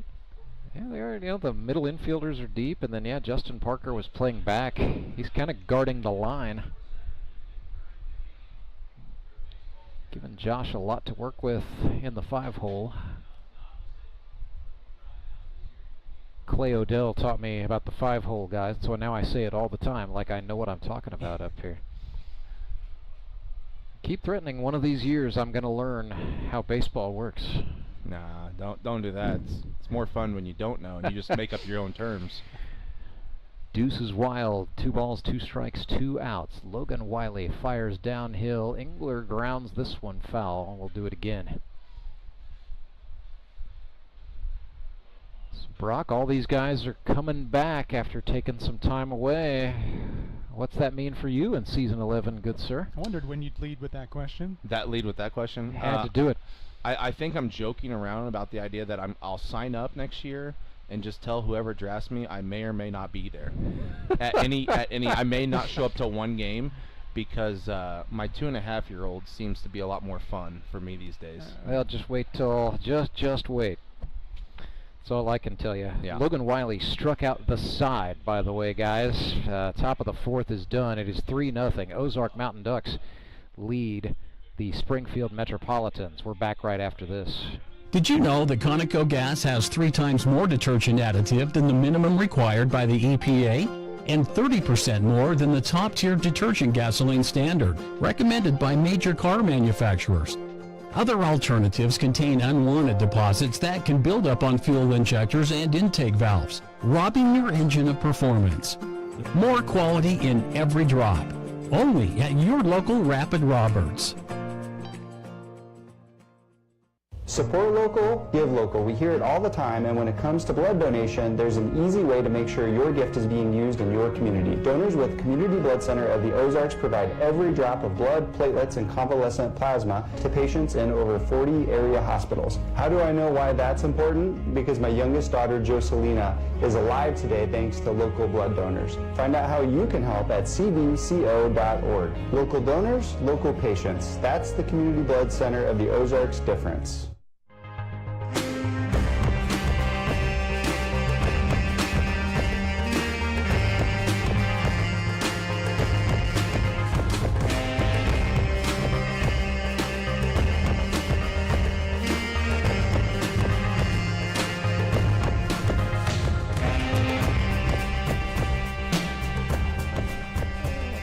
Much of a surprise, leading 3-0. The Ozark Mountain Ducks are going to stick with Cole Roark coming on for the bottom of the fourth.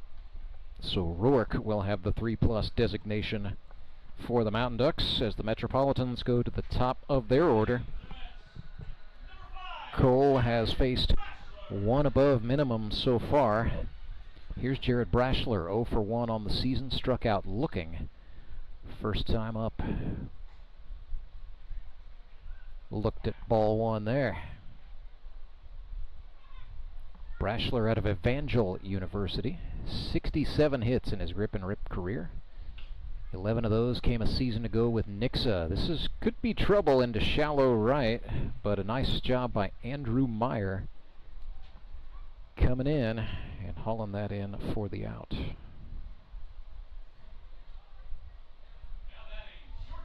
Crosswind continuing. In that case, it was at Meyer's back, and so kept that in front of him.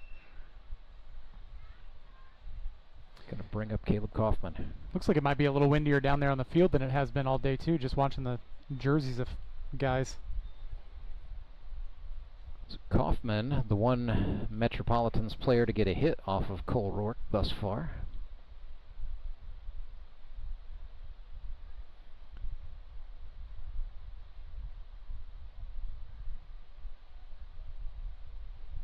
Ooh, Cole got him with that Vulcan change.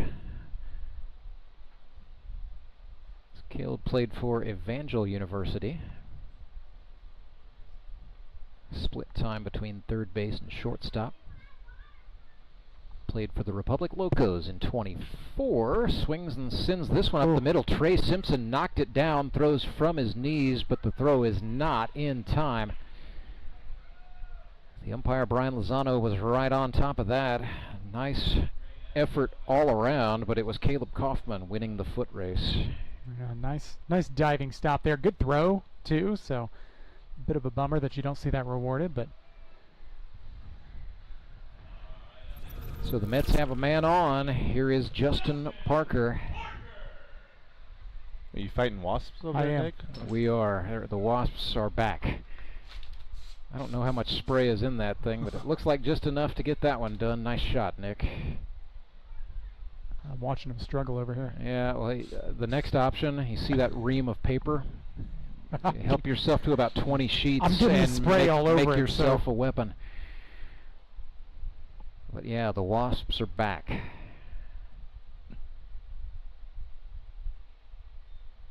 There is the evidence on YouTube. It was the very first game I ever called with Harrison Broadstreet a season ago, where it was a Mavericks game, as a matter of fact. The Wasps got in the press box, and we got out. Certainly missed some baseball. Yeah. But it made for great entertainment for the folks at home, I am told. Ball and a strike to Justin Parker. Yeah, that off-speeder starting to come in for Cole Roark. This is what he is drafted to do. He was the #1 overall pick in the 25 draft. Facing a GRBL Hall of Famer here, Justin Parker. Swinging a chopper. Roark off the mound. His one play is at first. They will get JP.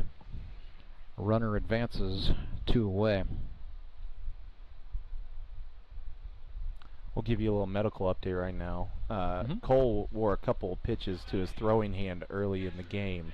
His hand had swelled up pretty good on that thumb. So I saw the trainer over there checking him out before this at bat. So we'll see how he's feeling out there. You mean Cole Hazelhurst? Yeah. Okay. Well, we mentioned the Mets being shorthanded in the pitcher. I kind of thought Hazelhurst was going to pitch at some point today. He is on the docket to pitch. We will see how things work. Batting in the 4 spot for the Metropolitans today is Cole Hazelhurst. He's the #1 overall pick in the 2024 draft. Had a rough go in 24, 3 for 19. Coming off of a 2023 season in which he hit .286 and had a .333 on-base percentage. So trying to return to form a little bit is the flight instructor from Woodstock, Georgia.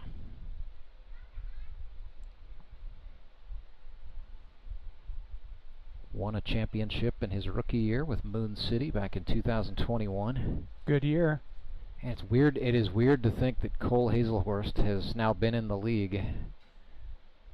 Yeah, that is weird. For this, his 5th year. I'm trying to wrap my head around that. I remember when he was a 21-year-old rookie. That kid's not with us anymore. He's now a grizzled veteran.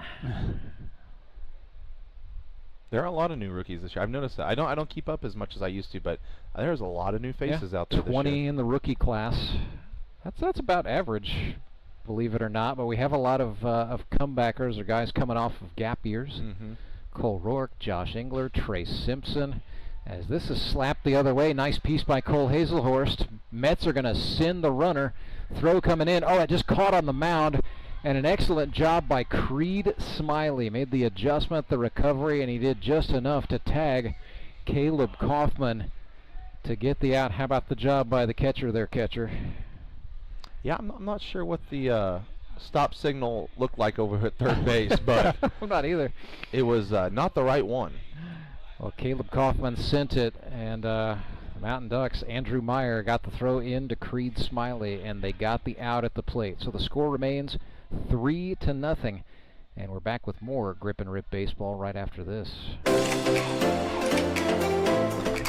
Hi, I'm Carolyn Hawkins with Key Cornerstone Realty, here to help with all your real estate needs in the St. Louis area.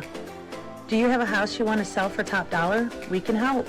With over 15 years of experience, our negotiating skills and expertise can help buyers and sellers get under contract fast. Contact us at keycornerstonerealty.com or call us at 636-447-8661.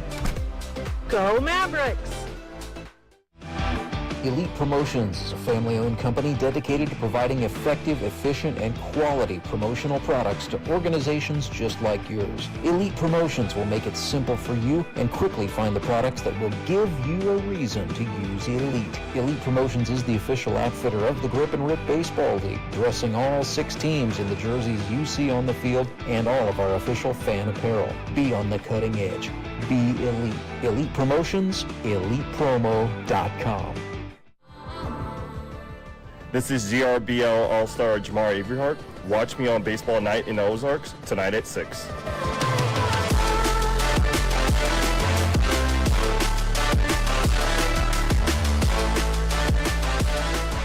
Yes, indeed we will see Jamar Avery Hart and the Nixa Suckers tonight at 6:30. Baseball night in the Ozarks. Suckers and Showman.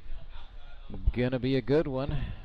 This has settled into a pretty good one. Right now the Ozark Mountain Ducks lead it 3-0 as we get ready to start the 5th inning. Logan Wiley staying on.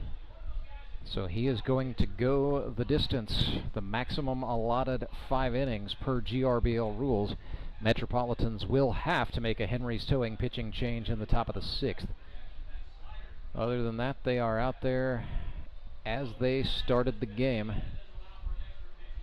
It has been a good game so far, Rance. I feel like it's a testament to the league too, just comparing the first game and now this game too, 3-0 through 4 innings. Like we're seeing some good quality, solid baseball all the way around. Yeah, I probably just jinxed it. Yeah, but probably so. But it's not mistake-free baseball. We knew kind of going into this year, I thought we would see more balls in play, which was going to lend itself to more hits, but also, to be fair, more mistakes.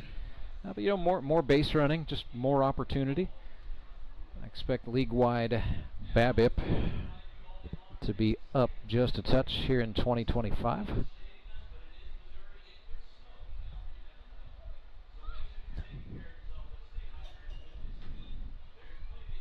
But that's not to say you can't have good baseball with a few more balls in play.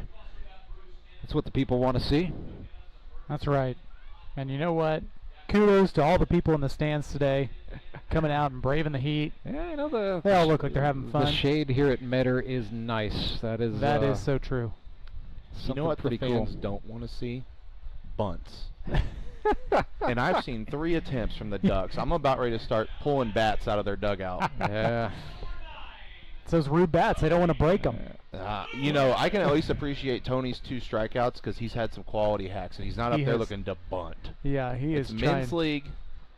Put it in play. Is that does an athlete risk losing their Rube Bats ambassadorship status if you catch them bunting too much, Brock? I can't have that out there on the internet. That's it. Just not good for the brand, right? Tony Lewis, speaking of Tony, chopped that one foul. Wiley got over there to touch up. He had to do a little bit of a dance there. He almost kicked it while it was in fair territory. Well, Tony kind of shaking his head. Yeah, he's smiling. Trying to smile it off. With the Mets, we had a no bunt rule when I was there. That's a perfectly acceptable rule. You weren't allowed to bunt. I like it. Yeah. I said that. it costs too much money to play in this league. Don't throw your bats away bunting. Yeah. Bunting is for the other guys, not you. So the 0-1 make it 0-2. Yeah, well, Tony is definitely doing his best to try and get that new bat its first hit. He is wearing the collar thus far in 25, and what happened there? Looks like the baseball just sort of squirted out of Logan Wiley. I don't even think he had it in his throwing hand yet. Yeah, either that or he was just trying to get that starting grip on it, and it popped right out. Looked like the umpires are going to talk about this. Well, there are 1,000 ways you can balk. Is this one of them? Who knows? Wiley's trying to say, no, absolutely not a balk. Yeah, we're fine. It was should be just no pitch. And they're scoring that a ball? Yeah. Wow. Okay. Yeah. He started the motion home, and the ball did leave the hand. So Logan Wiley throws ball 1 to himself, if you want to get technical about it. Well, we had some oddities in our game earlier. Thomas Brand hit a double, and then he was the one to catch the ball from the outfielder on the throw-in, which was also a little odd. Wiley, oh my gosh, catch him on the toe. Sweet shin music. Tony Lewis is on, but he paid the price for that. It's probably zipped in there around 85. Was it a sweet chin or a sweet shin? Sweet shin. Okay, Shin. Nice. I thought it was the foot. I know you're a wrestling fan from way back. Oh, from way back. Sweet shin music. Mick Foley hit at least one of those in his career. The sweet chin music, I believe, was a Shawn Michaels move. Yes. Sweet shin music was parody. So here's Andrew Meyer, 1 for 1 with a single and a walk. Metropolitan, if there's a guy to be careful with, I'd say it's this guy. Native of Dixon, Missouri, sponsored by the Bank of Missouri. What years was he at Dixon, Rance? You know, by chance?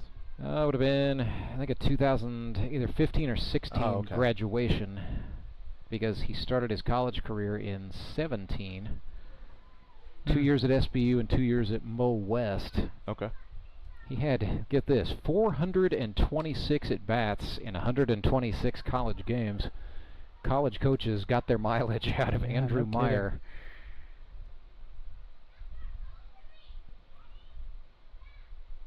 Had 158 hits in his college career between the two colleges. I think I heard earlier Cole mentioned that he had, at SBU his first year, hit 400 as a freshman. I don't know if that's true. Was he, what, 2 for 5? Or is that? I don't know. That's just what Cole told me. It's got to be something like that. Nick and I had this discussion before you came up and joined us, Brock, but I have nothing in the way of hitting stats for Cole Roark, because whatever they were, I didn't bother to log them. So off of Wiley's glove, then fielded by the shortstop, and it did indeed bring Kevin Walsh off of the bag, so Meyer is called safe. Lewis was safe at second, and that's just one of those tough breaks for the Mets. Yeah, the ball ricocheted off Wiley's mitt. Super wonky. Good effort by Walsh over at first base, though. I almost thought he got the toe back on the bag.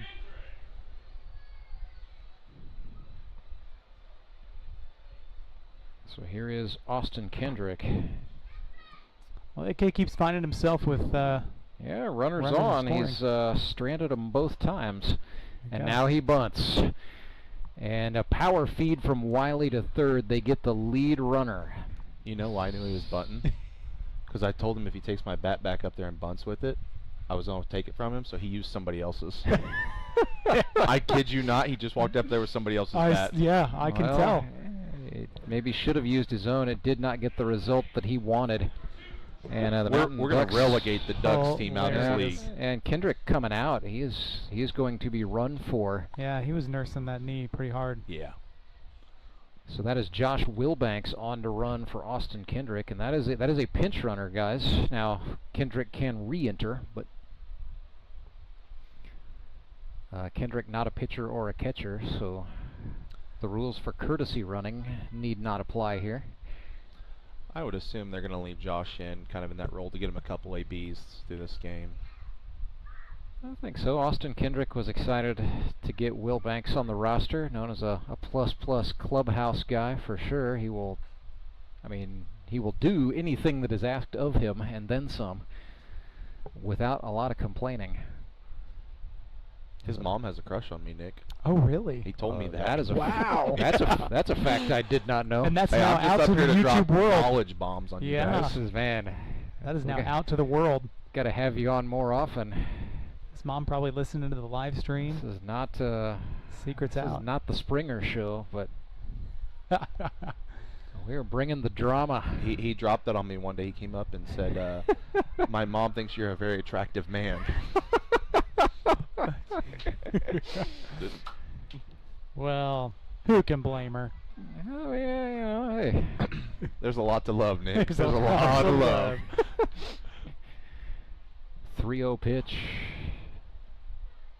Results in a walk to Trey Simpson. And so that negates the work that Logan Wiley did on the Austin Kendrick bunt attempt.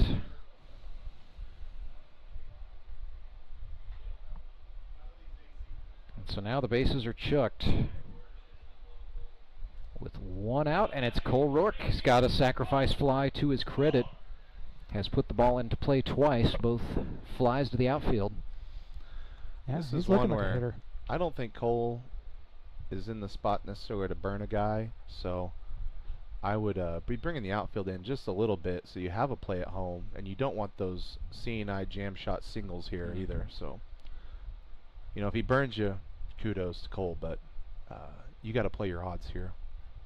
Guys on the corners are definitely in. Infielders in a touch. More like, I would say, double play depth for the shortstop and the second baseman.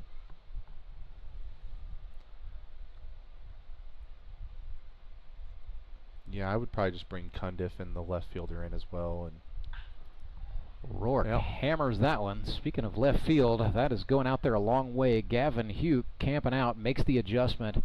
He made the catch. The tag up is good, and so Meyer will score. It is now 4-0 Mountain Ducks. And Cole Roark, guys, look out. He has 2 sacrifice flies. Yeah, he looks like a hitter. 4-0 Ozark.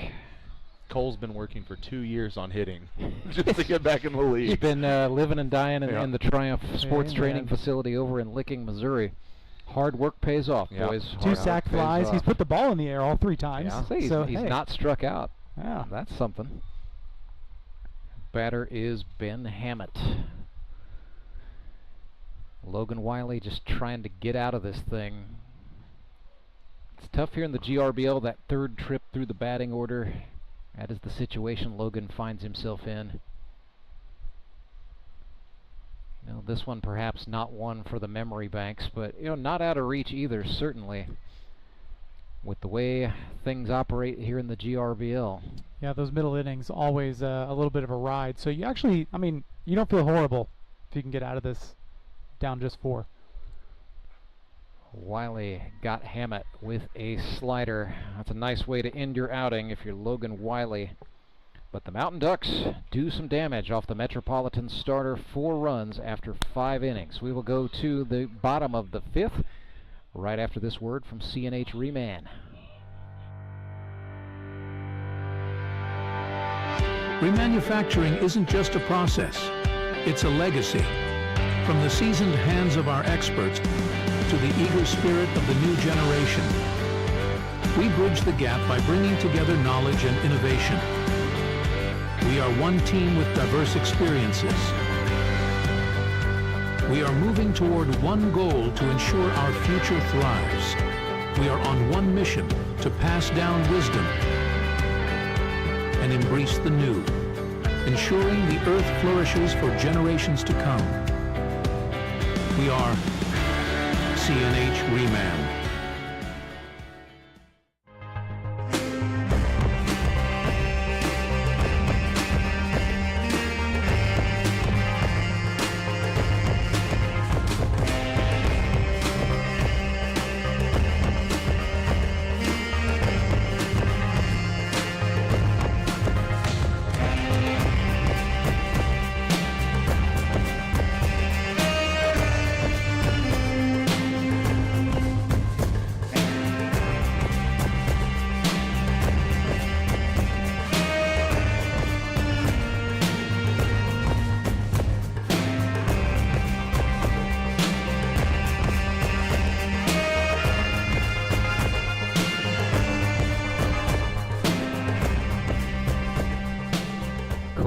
Back on for the Ozark Mountain Ducks. He is in his 5th and final inning of eligibility, in a good spot, protecting a 4-0 advantage for Ozark over the Springfield Metropolitans. He's hit a couple of sacrifice flies, and now what he would like to do is just get the Metropolitans quickly and quietly here. It'll be Ravani Rosalia, Grant Cundiff, and Gavin Hugh. Rosalia, the rookie from the island nation of Curacao, spent some of his formative years growing up the son of missionaries in the Dominican Republic, which helped, of course, foster a great love of this game, baseball. So in terms of interesting newcomers, Ravani Rosalia pretty high up there, sponsored by Millsap Farms. In addition to baseball, ministry, and music, he's into homesteading, so that's something he and his wife do a ton. Raising a lot of their own food and living independently as best they can.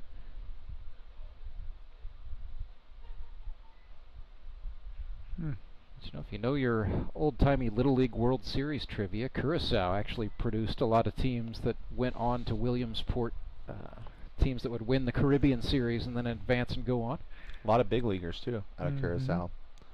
The Jerks and Profar. Swing and a miss. Nice hustle from Ravani, but plenty of time for Creed Smiley, and I like that there, running into the infield, making sure his throw was not going to be obstructed, and then he got the ball down to first in time to get the out.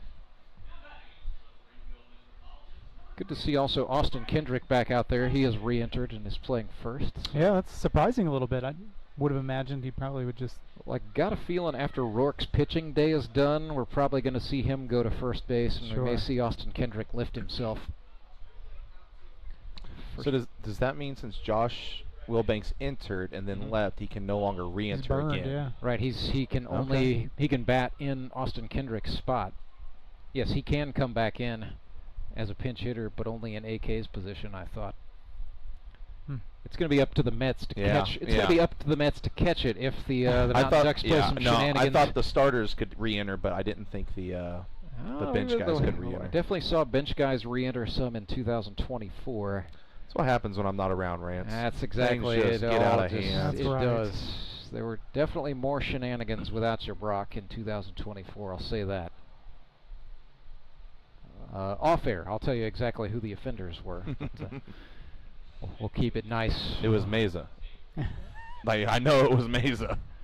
I didn't say anything. Swing and a miss by Cundiff. Another dropped third strike, and another nice job by Creed Smiley, and that's why Cole Roark wanted Creed Smiley as his caddy for stuff like that. Because sometimes, especially when Cole gets into the bag on the off-speed stuff, it does result in those dropped third strikes. Do they have a history together? They don't. Like Cole just liked Cole came to the open workout and Creed Smiley caught his bullpen. Cole just sort of liked the cut of the kid's jib, if you will.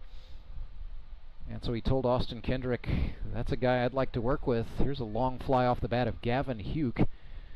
Tracking that, sinking to his knees, but making the catch in the outfield is Meyer. And the Mountain Ducks get out of the inning 3 up and 3 down. So that ends the outing for Cole Roark. How about this, guys? 5 shutout innings, scattered 3 hits, struck out 7. Not a bad outing out of your starting pitcher at all. He's trying to come up here and talk to you after the game, Rance. I got a feeling that's what he's angling for. We'll see if the Mountain Ducks can get it done for him the rest of the way. We'll all find out together on the other side of this break. 6th inning is next. I'm Nicole Cartmel with the Bank of Missouri. The risk of losing your hard-earned money to scams is real, especially the scammers sending out fake communications. And that's why we're talking to our Director of Fraud Mitigation, Corey Gerstenschlager. He's got some good practices to help keep your money safe. Thank you, Nicole. Yes, often we're seeing that people are being contacted by scammers through text message, phone calls, or emails, posing as legitimate companies or even your bank, trying to persuade you into providing sensitive information like passwords and things of that nature, sometimes even asking you to send them money. If you receive any kind of communication like this and you didn't ask for it, that's a good red flag that it isn't legitimate. So when you have those situations, get an actual number that you trust for that company, call them and verify the accuracy of the information that you're receiving. Good rule of thumb is make sure to check your accounts frequently and report any suspicious activity. Thanks, Corey. At the Bank of Missouri, we help you live well, bank well.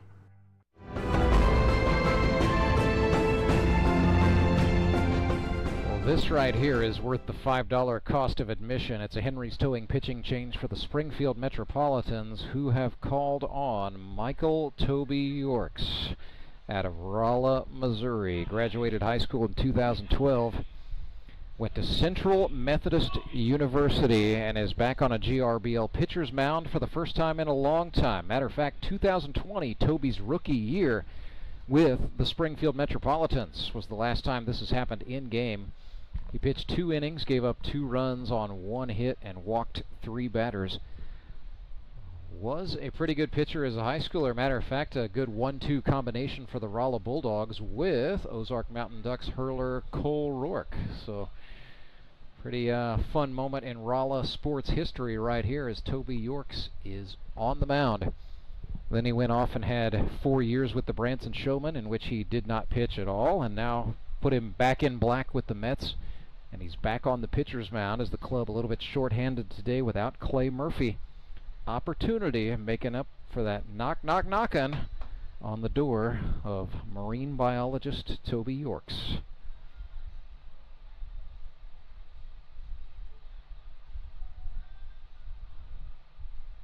Nothing witty to say, Brock, after Toby's pitching with your Springfield Mets in 2020 was cut short by a shark attack?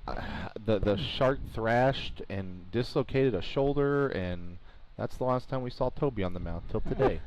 Or at the Jamboree, I heard last week. Yes, he did. He did go on the hill in the Jamboree, and he looked pretty good. You know, he was locating for strikes. And I try not to, I try to keep it pretty positive here, but I want to say if Cole Roark and Toby were the 1-2 at Rolla, we'll go ahead and say the bottom of the barrel of the Ozark Conference was Rolla. Well, it's like a lot of the Springfield teams were good back then. Parkview was really in its heyday with Spencer Johnson. And listen, I know they're both great. I'm just throwing jabs at them. No, they had so they actually had a 3-man rotation as Toby. Well, no. Geez, that's one way to get things going by hitting Creed Smiley right on the back. Strike fear into him early on. Yeah, 68 mile per hour, something or other to the back. Actually, I believe too, and I could be wrong, that the 1-2 at Rolla was probably Cole Roark and Dalton Friend. If I'm not mistaken. I remember they had a lefty who Dalton Friend was a soft tosser, and then Toby actually caught a lot of innings during that 2012 year as well. Yeah, the Bulldogs were not bad. Of course, I was working at Camdenton at that time, and the Camdenton Lakers were bad. So, I mean, it's all relative, right? There's a fly ball out to right. Cundiff had to backpedal at the last second, but he made the adjustment and the catch. Mountain Ducks using a courtesy runner. That's Josh Wilbanks for the catcher Smiley this time. So Joe Emery is retired before I even got to say his name, and here's Josh Engler. Josh 0 for 3 today. I'm glad Josh came back out this year. Yeah, indeed. He's excited to be here. Appreciate Offen Petroleum for helping to make that happen. They are Josh's player sponsor, but I mean, he had 11 hits and 24 ABs for the Nixa Suckers when we last saw him in 2023. But he's excited for the role that's going to be carved out for him, I think, with the Mountain Ducks. As he takes a York's breaking ball to the gap in left center field. Wilbanks rounding second and going for 3. Could be trouble. Mets hit the cutoff man. But Wilbanks is going to be safe at third. So it's a single for Josh Engler. And Josh Wilbanks goes first to third. Great piece of hitting there. Yeah, I was waiting for the breaking ball, it seemed. And now it's first and third with 1 out for Tony Lewis.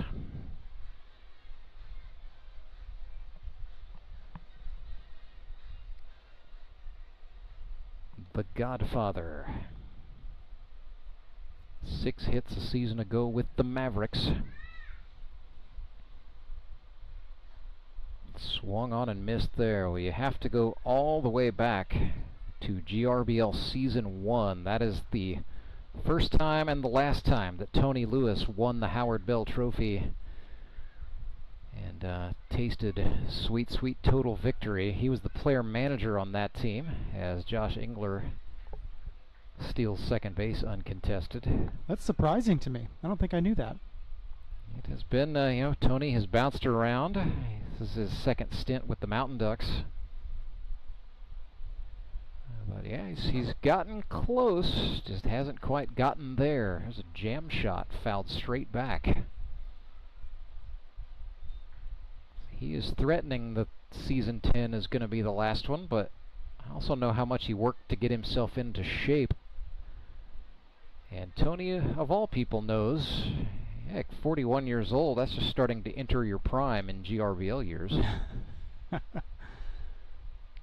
1-1 pitch swung on, and the Godfather has his first hit of 2025. It's an RBI single that scores Wilbanks. Engler thought about it and then thought better, retreating to third. It is now 5-0 Mountain Ducks. So an RBI for Tony. Second time a breaking ball's been swung on and driven. I think if you're the Mets, you think about doing whatever you can to set Toby up for some better sequencing going forward. doesn't get easier with Andrew Meyer up here. Looked like that was a curveball that just didn't quite hook back into the zone. Well, I think that's the main problem Toby's running into right now, is just that the movement's not there. Well, he's not done this in a while, apart from, I know he's thrown some live batting practice for different GRBL friends of his who coach youth teams. But it has been a while since the lights have been on and Toby Yorks has been on a pitcher's mound. He's fallen behind here 2-0.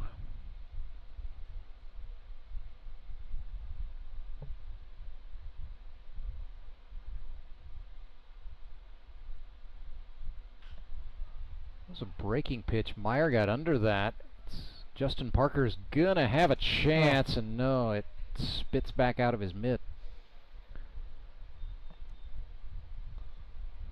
Looked like JP thought that ball was going to carry a lot farther into foul territory than it did, and then he had to come back on it.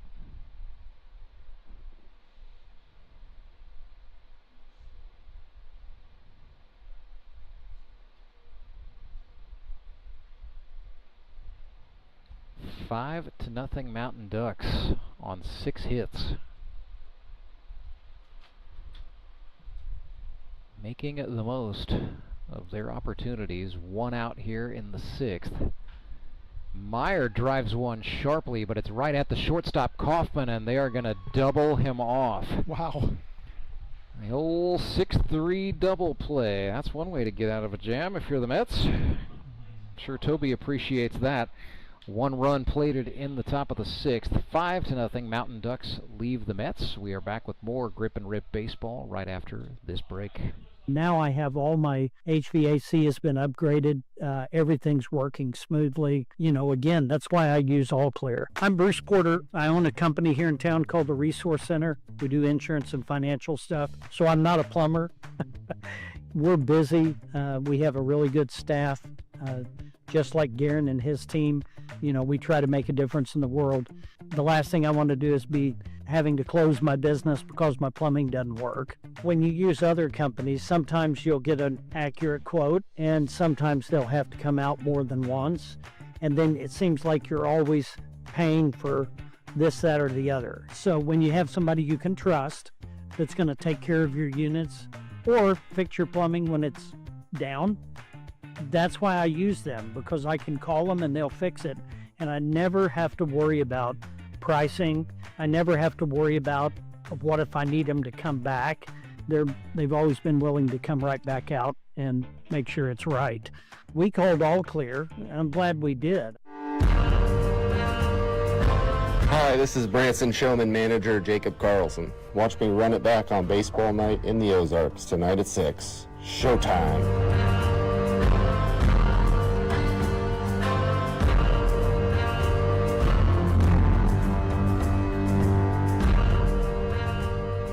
Henry's towing pitching change for the Ozark Mountain Ducks. They call on second-year man Mason Davis, sponsored by DSG Hot Seat Pressure Washing Equipment. Mason Davis out of Harrisonville, went to Hannibal LaGrange College, moved to Springfield to finish out his schooling at Missouri State. Now works as an instructor at the DBAT training facility in Nixa, Missouri. Rookie year with the Nixa Suckers was a good one. 16 innings. He gave up just 3 earned runs on 10 hits, struck out 5, walked 4, hit 5 batters with a 1.69 earned run average. And guys, you can see that sidearm motion. Mason Davis does not blow you away with pure velocity. He relies on movement. Sometimes the breaking ball doesn't hook up, a la Skylar Henson or Josh Engler, so he's been known to hit a right-handed batter or 2 or 5, as he did in his inaugural campaign. But the thing about Mason Davis is he's very skilled at the art of killing them softly. He knows that a ground ball out is just as valuable as a strikeout, at least in the scorer's book. And with a 5-0 deficit to protect here, I suspect we're going to see Davis try to get the Metropolitans to just roll over on a few. Got a little bit of an edge to him too, if I remember from yeah, calling some games with you last year. Mason gets a little bit pumped up sometimes, and the body language does get a little animated. But he had a lot of success last year, especially throwing behind Logan, who's more of a velo guy in this Yep. league, and you got to expect the same thing here, pitching behind Cole, pitching in front of Engler possibly, and maybe saving Engler, because this is one of those opportunities where if Mason can eat a few innings, you just save Engler for the back end. And that is something Mason Davis most certainly wants. He was mainly in a 1 or 2 inning role with the Nixa Suckers in 2024. He just throughout the offseason was sort of angling for that. Got his taste of the GRBL and decided he wanted some more. So he wants to be a consistent 3-inning guy. And I would consider this a little bit of an open audition. Working with Creed Smiley here, so both of these guys no doubt have thrown a few bullpens at D-bat. But does Creed work over there as well? Creed does, yeah. Okay. He's an instructor. He is a part-timer. Davis is actually over there full-time. Dips that one below the zone on Robert Fackrell to fall behind 2-1.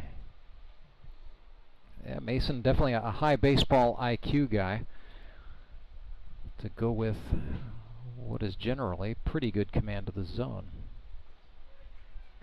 But yeah, got his taste. He was, a middle reliever, used to set up a pitcher named Ethan Paskey a lot last year for the Suckers, making Paskey's 80-something look like 100 and something. Just, felt like lightning. But a good change of pace pitcher. He's battled back here 2-2. Fackrell swings and drives this one, but it's right at the Mountain Ducks shortstop Trey Simpson for the first out.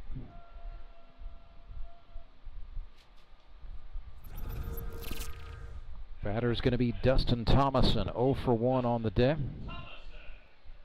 Well, while we're on YouTube, I will mention Dustin Thomason, a bit of a YouTuber. He has a YouTube channel where he does simulated flights from the cockpit he has built in his home. So you can look this up. If I'm lying, I'm dying, boys. Plane Sight, plane spelled like airplane, and sight is S-I-G-H-T.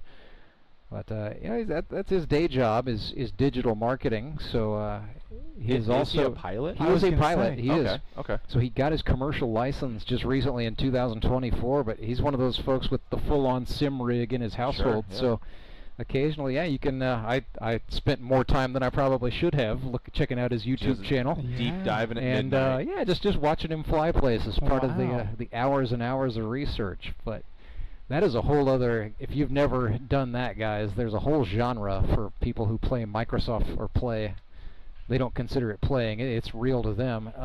Microsoft Flight Simulator, that is a whole subculture on YouTube, and it's very interesting, some of the setups that people build for themselves in order to enjoy Flight Sim. Huh. Well, that is an interesting fact. Also, the Mets have what is that, 3 flight-inclined individuals then? Jared Brashler, Thomason, and Hazelhorst. Oh. Yeah. Kevin Walsh, sponsored by Patio, works for Patio, so nothing about airplanes to tell you, but if you're needing to know what to do to get qualified for a home loan, Kevin Walsh might be able to tell you a thing or two. But it was, in fact, some of his co-workers at Patio, namely Trent Simpson, I believe, who said, hey, you know what? You can still do this. Why don't you come back out to the GRBL? So Kevin Walsh last played in 2019, and here he is again. He is from Cedar Hill, Missouri. Grounded this one left side, and that's going to get through. Welcome back, Kevin Walsh. Thought about 2 after a little bit of a fumble in left field, but then wisely retreated back, so it's a single for Kevin Walsh. So he is on for Captain Jared Brashler. He is very much a commercial airline pilot, flying the big planes for Delta these days.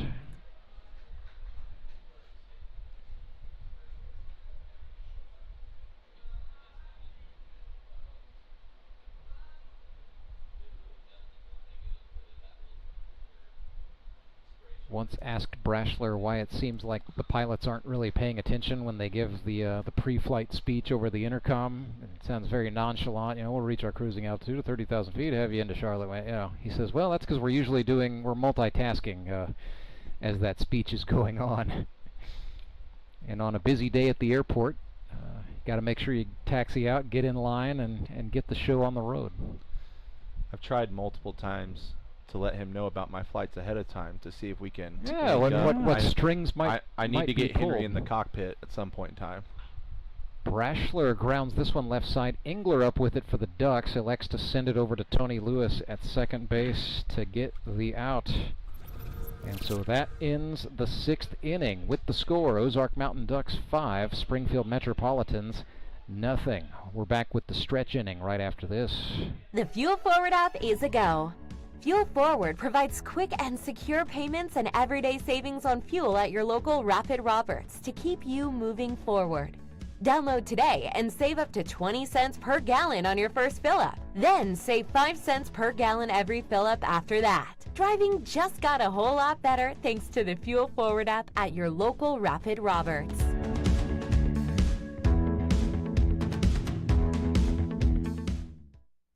Acme Towing Company. That's too far away. Let Henry's do it. Nah, we're ready to close. Let Henry's do it. Henry's is ready to take your call right now. From compacts to semis, Henry is here to help 24/7. Save yourself the hassle and make us your first call. Henry's gets there fast, offering multiple locations to serve the Ozarks. When you're stuck on the side of the road, make the right call. Let Henry do it. Hi, this is 2024 MVP Courtney Spitz. Watch me on Baseball Night in the Ozarks tonight at 6. Go Fish.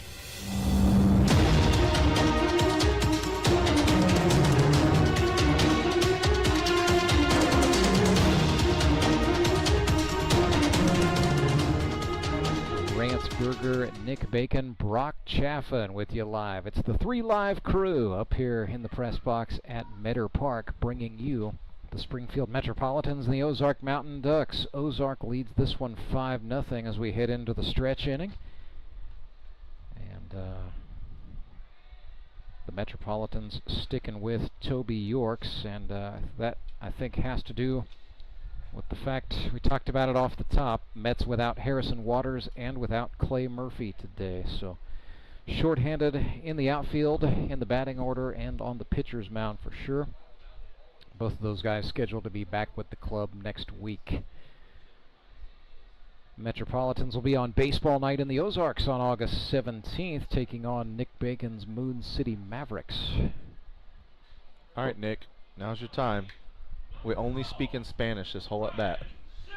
I don't know if you know this, but my degree is in ancient Latin. Perfect. So I don't know in that, Latin. yeah, I don't know that I want to be helpful on the Spanish side of things. Es Brian Sanchez, el rookie de Barquisimeto Lara, Venezuela. Yeah. Ciudad de Jose Vargas. La Liga Grivenrip MVP en 2018. 18.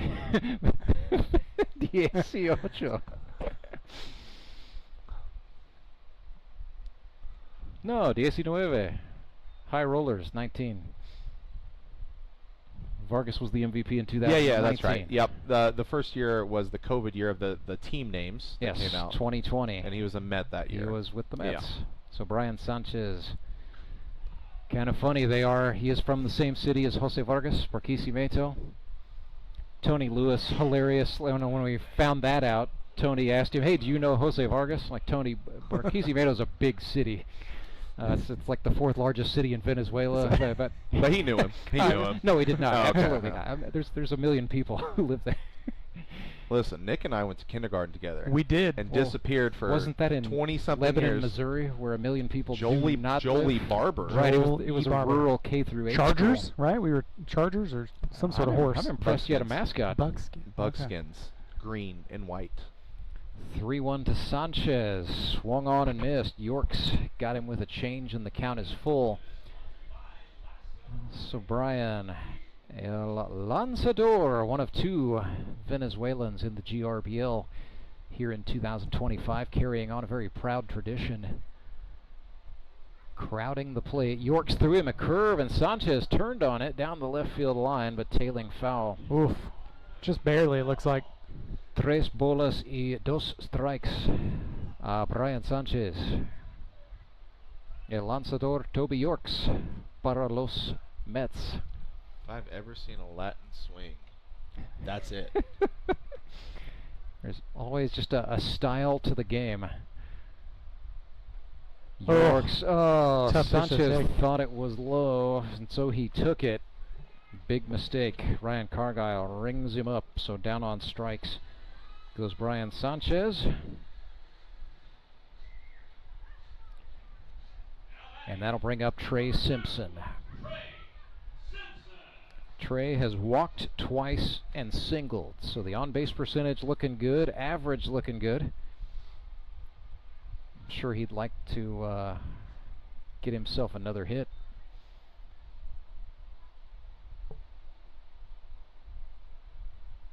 But not a bad comeback game for Trey whatsoever. Native of Waynesville, Missouri.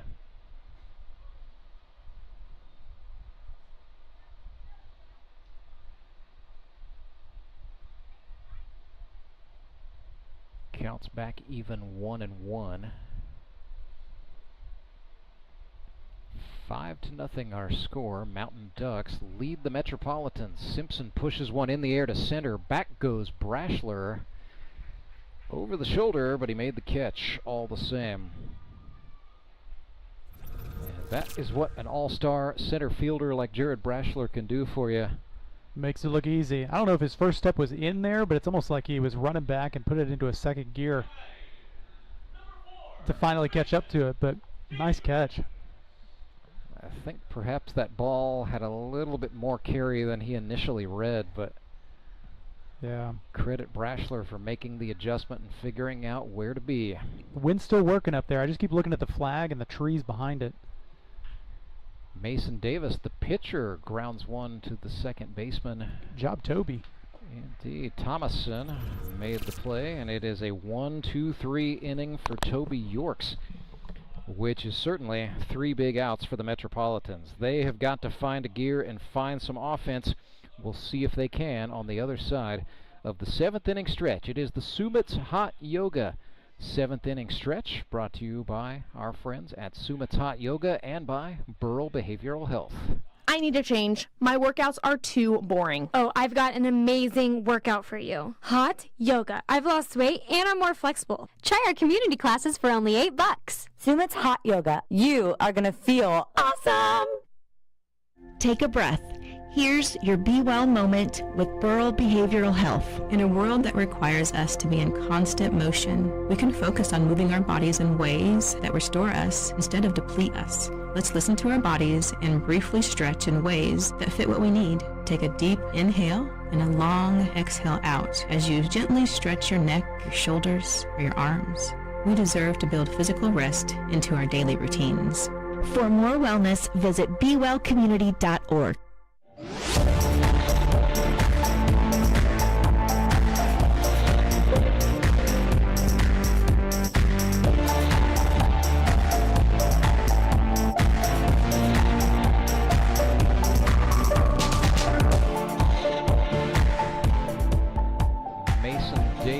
Back on to work for the Ozark Mountain Ducks, so opportunity knocking here. 5-0 ball game. Mountain Ducks lead the Springfield Metropolitans, who are beginning to run out of opportunity. They've got 9 outs left to try to claw their way back and make something out of this. It'll be Caleb Kaufman, Justin Parker, and Cole Hazelhorst for the Bad Boys. Good part of the order to try to get the show going. Yeah, they really just need to, get a few guys on base and get something going, because what they have got on base, the balls they've hit hard have been right at guys. So, yeah. And that's kind of the name of the league is, hard balls get caught, and you see a lot of bloop hits and, stuff falling down the lines for doubles. Scattered 4 hits over the course of this game. Did have a 2-hit inning in the 4th. That got broken up by the play at the plate. And the throw in from Andrew Meyer to get Caleb Kaufman at home and keep a run off the board. That 4th inning maybe turning into a little bit of a coulda, woulda, shoulda at this point. But the Mountain Ducks have definitely held the Mets offense at bay. So Sort of winning the battle between short-handed teams here today. But it's not over yet. Here's Caleb Kaufman. And he is 2 for 2. So half of the Metropolitans' offense thus far belongs to the man with the bat in his hand. Mason Davis just got him with an off-speed pitch there for strike 1. Did the sun just go behind a cloud out there? Are my eyes deceiving me? No, it's nice.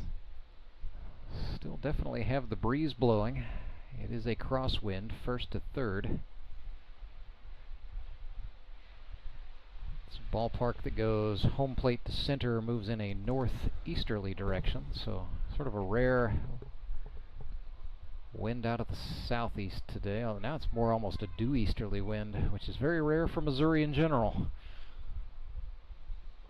This ballpark has been known, though, to see a lot of home runs hit out of it.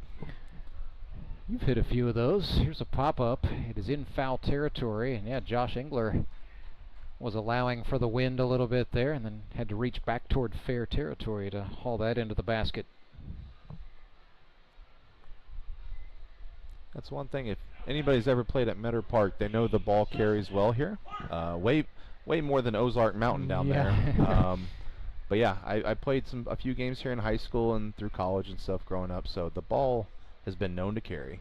And with the redesign, they actually brought the walls in a little bit, so it's less playing surface overall than it would have been, Brock, when you were playing at Missouri State. Justin Parker rips one to the third baseman. Engler up with throw across is in time.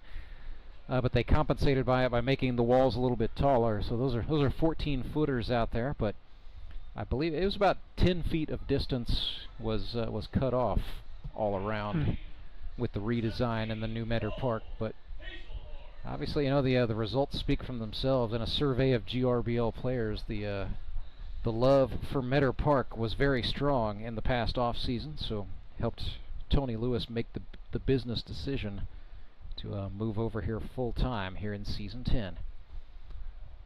The guys that have played here in the past, historically, it's kind of a running joke of each generation has their own tall tale of how far they've seen a ball hit here. And it always starts with, I've seen a ball hit almost to the pool. Yep. And then one goes into the pool. In the pool, and then somebody hit one over the pool. Yeah. Which I want to make sure everybody understands that's about 850 feet from home plate. Yeah, it is a long way to get to that swimming pool. But nonetheless, yeah, every generation of ball players has the ball went into the pool at Meadow Park story. Yep. And they're all tall tales. But it is the belief that maybe, just maybe, it could happen. Oh, I mean, the ball does carry. I've seen more home runs. I mean, we may see more home runs this year than ever. Saw a couple go out of here last season. They happened in the same game, as a matter of fact. Both Trey Turner and Jacob Carlson hit bombs. Because the ones down at Ozark Mountain were far and few between well, year to year. Fitzpatrick did one the hard way out of there last season. Yeah, that was a deeper outfield and a taller outfield wall at 16 feet. Ball and 2 strikes here for Cole Hazelhorst with 2 away. Mason Davis is quietly and quickly working hard. Little delayed foot action there.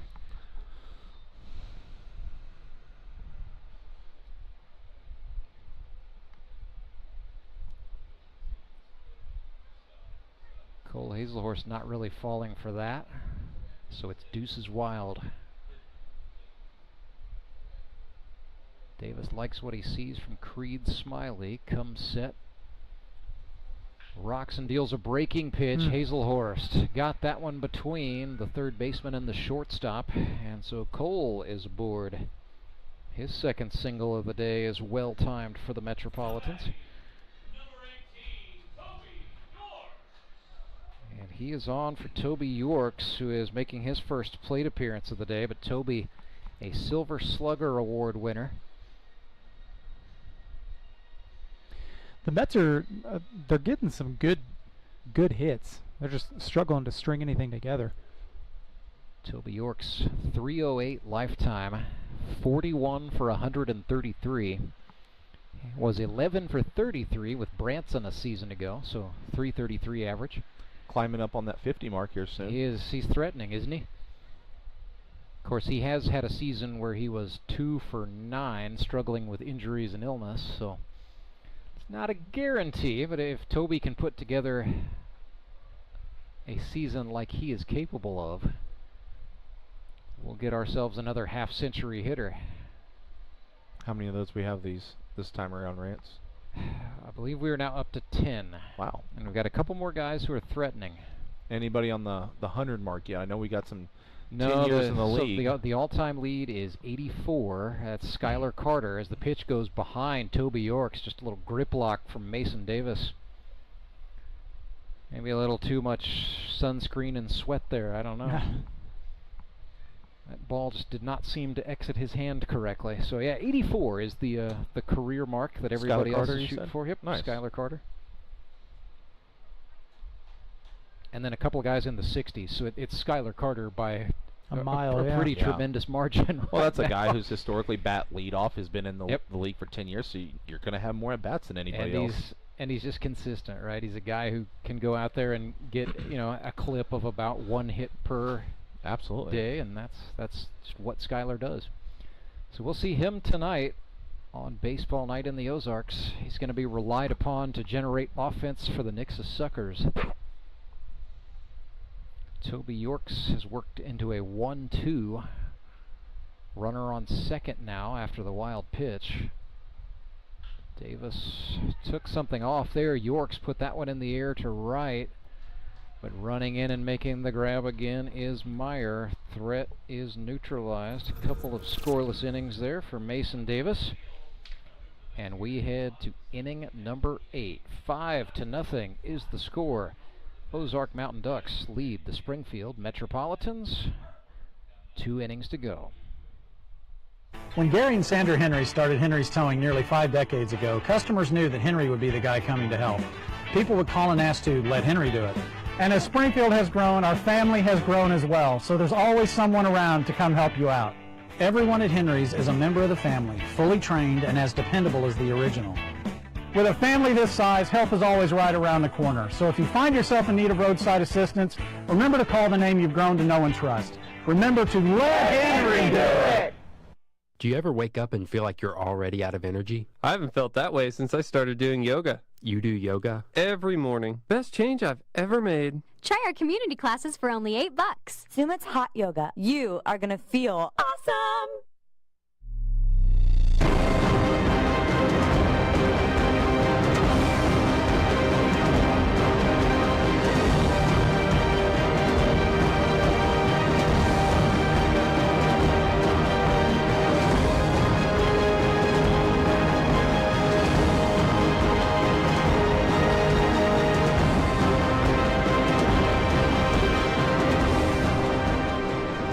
So Henry's towing pitching change for the Springfield Metropolitans. They call on right-handed rookie Gavin Huke, wears number 2.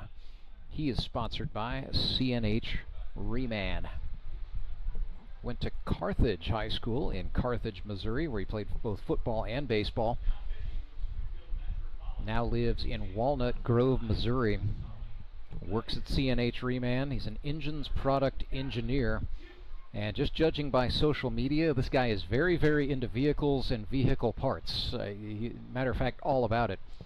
I honestly don't understand some of the text on his Instagram account, but seems like he knows his stuff when it comes to looking under the hood of a vehicle. Lots of numbers, lots of letters. And they all run together somewhat nonsensically. Yep. You know, you think you're starting to become a car guy until a guy You run like into a car Gavin guy? Huke can make you humble real quick. So here's Josh Wilbanks coming to the plate to face Gavin Huke. So Wilbanks batting, let me see here, he is in the stead of Ben Hammett here. So again, the shenanigans, Brock, we talked about it. I mean, are you disappointed in Austin Kendrick right now? I mean, he just doesn't know. You know, that's what happens when I leave and guys aren't held accountable. And, you know, as far as the rule book goes, in which we stated, you know, any ineligible player that plays in a game is an automatic forfeit for that game. So, well, if they need a, you know, a record change later in the year, just reference this game. I thought it was just an automatic out. I didn't know it was a full-on Yeah. disqualification. This is news to me. But That was an impressive quotation. Whenever you have an ineligible, like say in college, Uh-huh. like say if he doesn't make grades or anything like that. Well, that I knew. Yep. Any game that he played in is forfeited. So they go back and they change the records for any game played in. Well, that is a fly out to center field off the bat of Josh Wilbanks. Jared Brashler had to come in a long way on it, but he made the catch. Metropolitans have correspondingly brought Ravani Rosalia to play right field. And it is Cundiff in left, so he has gone from right to left as the catcher Creed Smiley comes up for the Mountain Ducks.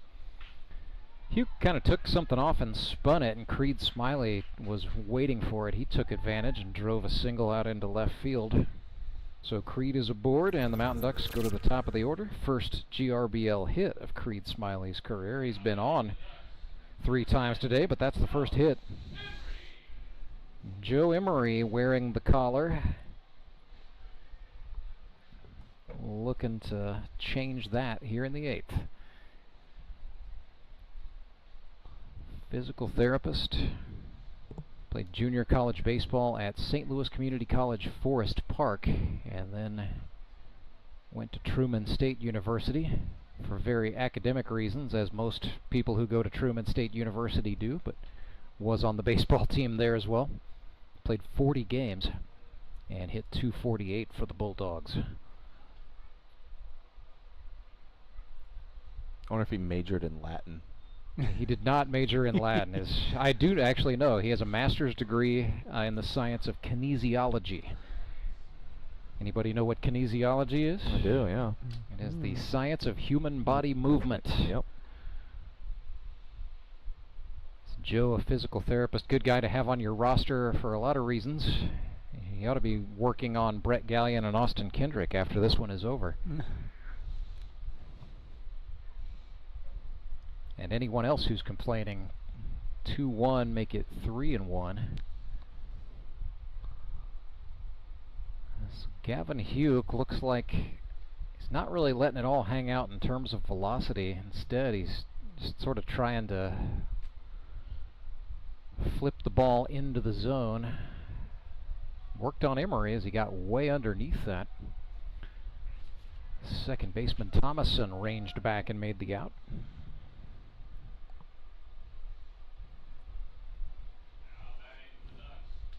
2 down, runner at first, and the batter is Engler. Also did not major in Latin. He works in wholesale fuel for his sponsor, Often Petroleum. That's just our new go-to. Just You know, did not major in Latin. It might surprise you to know that there are not too many Latin programs out there anymore, so you really got to pick your school wisely. Yeah. Hey, I want to know though, because you work in a different field now. Is your Latin still up to par? It is not. Okay.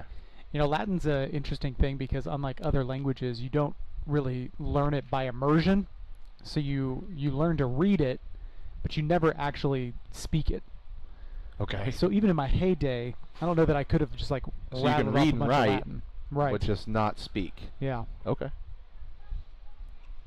Definitely not up to the standards that I used to be able to. But when you start up your iPhone for the first time, do you ever think about sometimes just switching that Switch to into Latin? hard mode? I need to hard advocate. mode, there we go. Yeah, I need to advocate for that to be an option.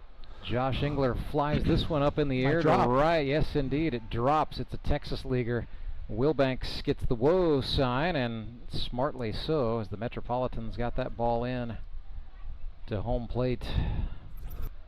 And so it is now first and third. Josh Engler having a pretty nice day here in the second half of this game. He's got a couple of hits.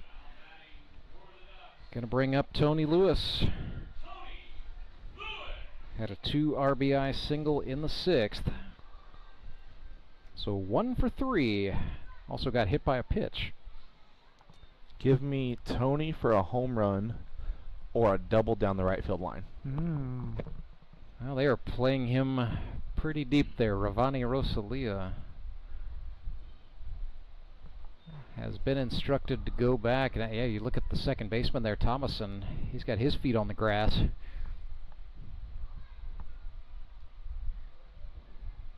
or the artificial grass anyway. Oof. Yeah, Gavin Hugh certainly not lighting up the radar gun, instead trying to fill the zone. He's fallen behind here 2-0.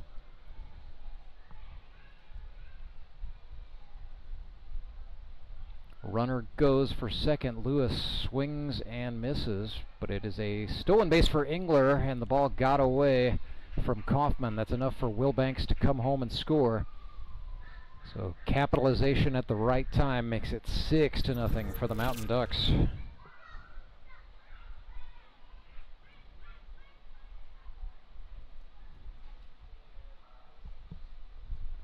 Where do you think Tony got that white spray paint for his pants today?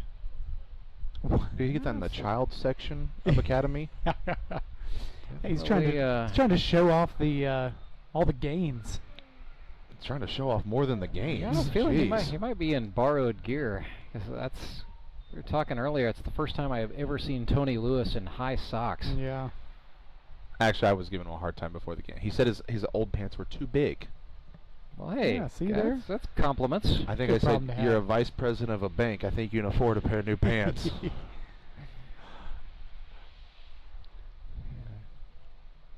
It's true. When you drop 50 pounds, as Tony did, and goes down on strikes on a 3-2 payoff pitch, yeah, he did kind of know this was coming, right? It's not like baseball season snuck up on him.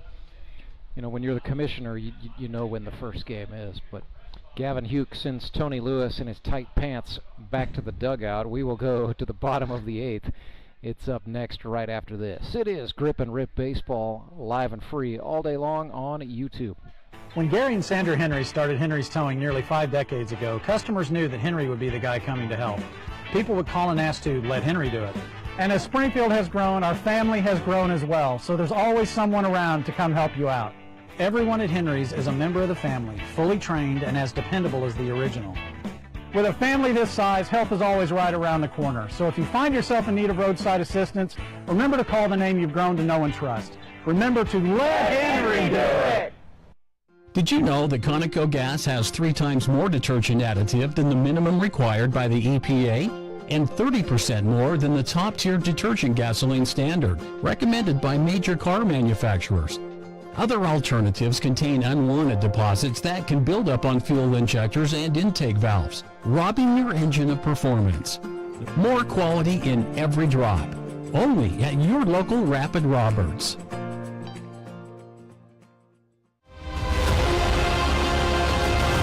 This is 2022 Rookie of the Year Trent Simpson. Watch me on Baseball Night in the Ozarks tonight at 6.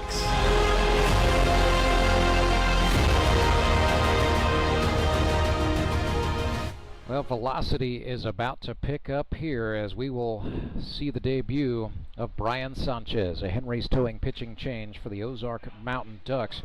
After 2 shutout innings by Mason Davis, we get a look at the rookie from Barquisimeto, Lara, Venezuela, Brian Sanchez. Fastball, slider, curve is the repertoire. Rance, I know you said he's from Venezuela. Did he play collegiately over here anywhere, or? He did not play college baseball in the States. A crazy thing about Brian is he just kind of showed up at the open workout. Actually showed up a week before the open workout, and Scott Nasby, the coach of the Drury Panthers, was running a camp for kids. He's just asking, like, hey, I heard there's a league here where men play baseball. And so Nasby, first of all, with his limited Spanish, said, slow down.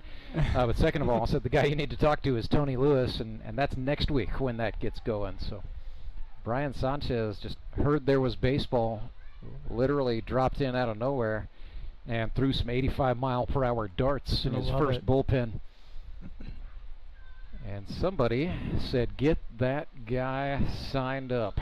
He's got a little Fernando Rodney action going on with the hat. Where's the hat slightly tilted?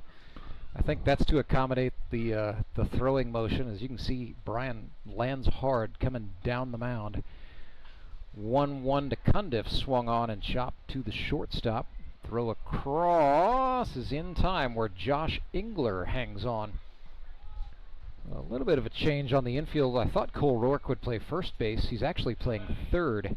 Still Trey Simpson at shortstop, making the play right there, and still Tony Lewis at second base. So A little bit of an infield shuffle here for the Mountain Ducks. And it is Creed Smiley behind the plate catching Brian Sanchez. Gavin Huke looks at a fastball down, ball 1. El lanzador venezolano, Brian Sanchez. El primero. Breaking ball to Gavin Huke, swung on, fouled it back. Una bola, un strike.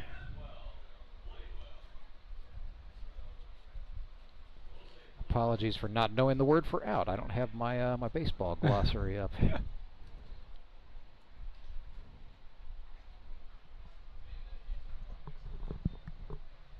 We'll get that cooking here.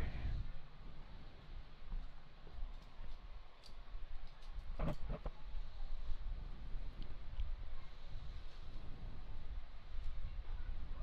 believe the word for duck in Spanish is plato, so platos de las montañas is the way to say mountain ducks. See. No, Brock, I would have expected more from a guy who played college baseball. Listen, I could have practically majored in Spanish in college. 2-2 pitch, swing and a miss, and it is a strikeout for Brian Sanchez. I also want to make it known that the Spanish spoke on the baseball field is not the same Spanish. Absolutely, yeah. And probably not appropriate for this show. I do know some words I cannot say. In some ways, it's more educational. Yeah. You learn how to fight, and you know what fighting words are. Ponche is the word for strikeout, so un ponche. You're one syllable off from a real bad word. I know I am flirting with disaster there.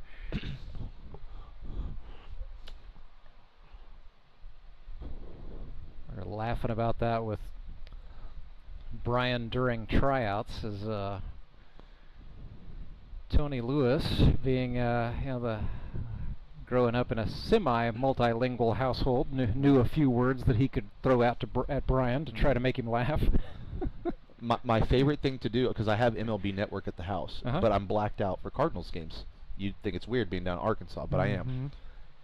And go ahead, Rance. Grounder off the bat of Robert Fackrell goes into right field, so the Mets have a little something cooking with 1 out.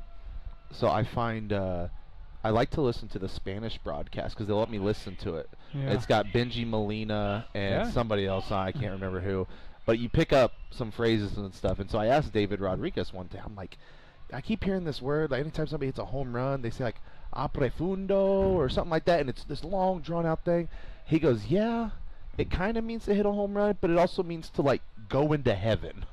And I'm like, oh, so those are the real far home runs. Yeah. Those are the bat flip home runs. I'm like, oh, okay. So there's a little bit of and David could have been totally messing with me. Well, perhaps, but I think he would shoot you straight. There's a little bit of a cultural divide. It depends on what part of the world you are in. So in some countries they say honron, but other countries say un cuadrangular, which means to touch all 4 bases. If you want a more literal translation. So I was trying to ask Brian Sanchez, do you say honron or cuadrangular? He just said, más o menos. So that means both. So if you're Brian, you're trying not to give up any centillos, that's hits, or certainly not un cuadrangular right here. 1-0 with 2 outs. Slow grounder to Trey Simpson. Had to hurry it, but they do not get the ball to the second baseman in time. Have a tough break here for Brian Sanchez. Score that one an infield single, I do believe. You really can't go E6. It's back-to-back hits.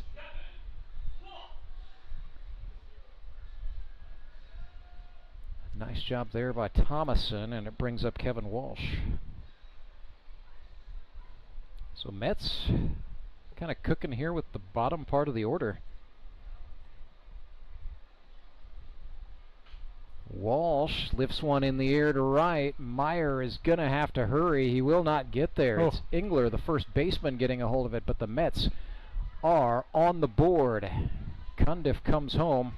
It's an RBI base hit off the bat of Kevin Walsh. Little Texas leaguer down the right field line. Took a weird hop there too, and I don't know that Josh was expecting to have to field that ball until it bounced behind him. So it is 6-1. Metropolitans go to the top of the order. I actually have, the scoreboard shows 2 outs. I actually have 1 in the book, so. I only remember 1. Yeah, this is the strikeout of Gavin Huke. I think the scoreboard is wrong. Hey guys, should be 1 out.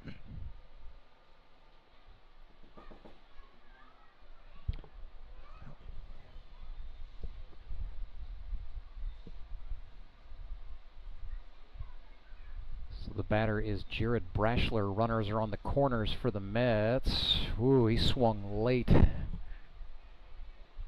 now they've fixed it. So yeah, 0-1, 1 out. All is right with the world. Rough go early here for Brian Sanchez. I mean, he's given up tough hits, right? An infield single followed by a little bloopy Texas leaguer like that. Brashler grounds this one foul. Of course, Creed Smiley is operating with a pretty steep language barrier, so it's not like he can go out there and say anything classy and inspirational to Sanchez. That's really going to fall on Tony Lewis to do. He's playing second base. Rance, you know who Brian should have played for? The Los Mets. Well,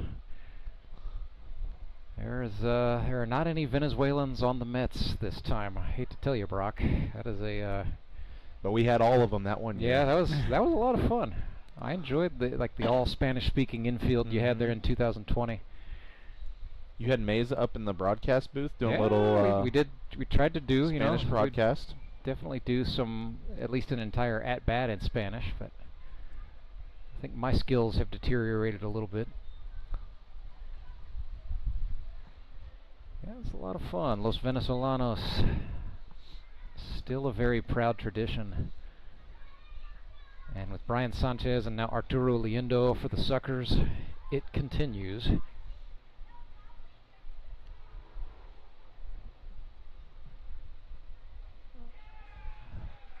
Swing and a strikeout there. That should be only the second out.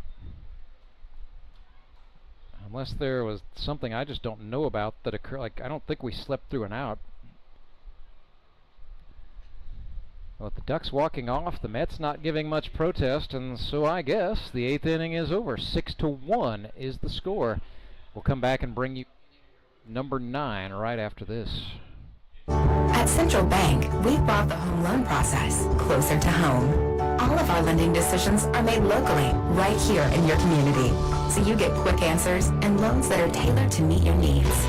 So whether you're just starting your home buying journey or well on your way, Central Bank can help turn possibilities into realities. Apply online at centralbank.net or any of our convenient locations. Central Bank. We do banking better. Member FDIC, Equal Housing Lender. Life is full of things to worry about. Your home's foundation shouldn't be one of them. Vertical and horizontal foundation cracks, windows and doors that stick are all indications that your home has foundation issues. At Foundation Recovery Systems, we offer permanent solutions that help put your worries to rest. Call us today for a free inspection.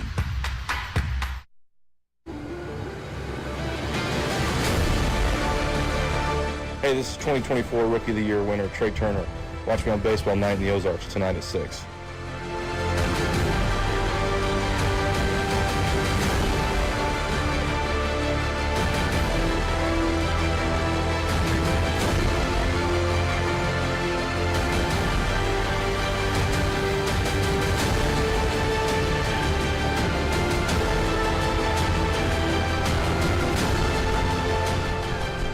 So we got it straightened out. That was 3 outs. We just missed one in the logbook there. So apologies to the folks at home. Everything happened on the field as it should have. 6-1 is the score. Ozark Mountain Ducks lead the Springfield Metropolitans as we get ready to start the 9th inning. It is the commercial-free 9th inning, brought to you by Central Bank of the Ozarks and Burl Behavioral Health. Batters for the Mountain Ducks this inning will be Meyer, and then it'll be Well, not Austin Kendrick. Would have been his spot in the order, but they pinch hit for him last time. So I believe we'll see Brian Sanchez again. And the Mountain Ducks also have an arm getting loose in the bullpen. That is right-hander Josh Engler getting warm. But it would appear the Metropolitans are going to stick with Gavin Huke to go home and try to get them an opportunity in the ninth. I think that's probably due to Cole's hand being busted up a little bit, so just going to give him a little extra rest. And that is, I actually got Rob Fackrell behind the plate here. He caught Huke last inning as well. Got a car with an alarm going off behind us. That's fun. Yeah, somebody got that fixed, so a ball and a strike.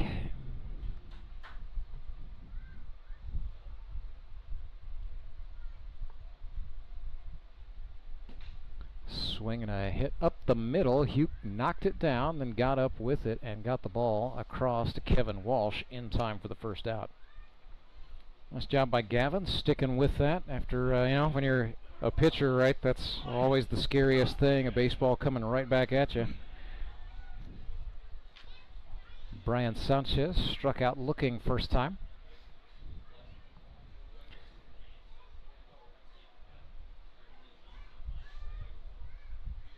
Este Escuela Dima Acosta de Alvarez en Barquisimeto.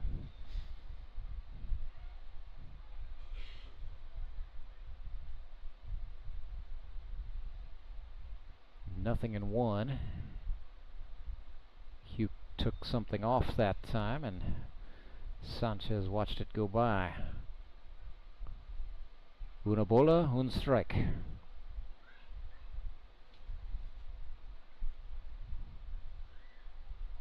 Another raking pitch in the eye swing. Yeah, he wants to catch something. He is swinging. He's, I Looks think like he's he clipped Fackrell with that swing in the back.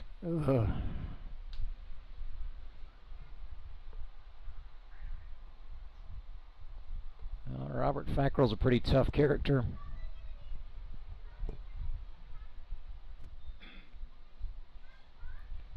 Sanchez does not oblige at a pitch in the dirt. It's 2-2.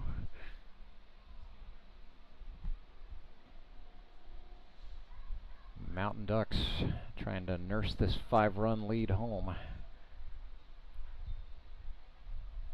For some of these players getting late reps, it's a good opportunity to try to earn an opportunity later on. Count is full to Brian Sanchez. Payoff pitch. Swing and a slow chopper foul.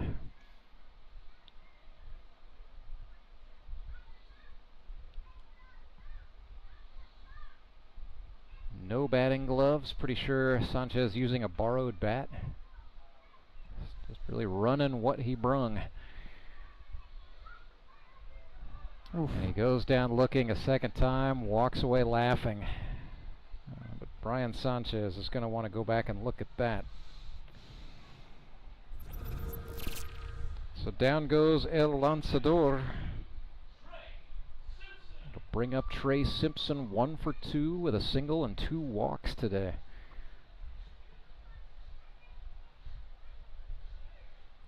Eight hits for the Mountain Ducks, 6 for the Metropolitans, who have also committed 2 errors.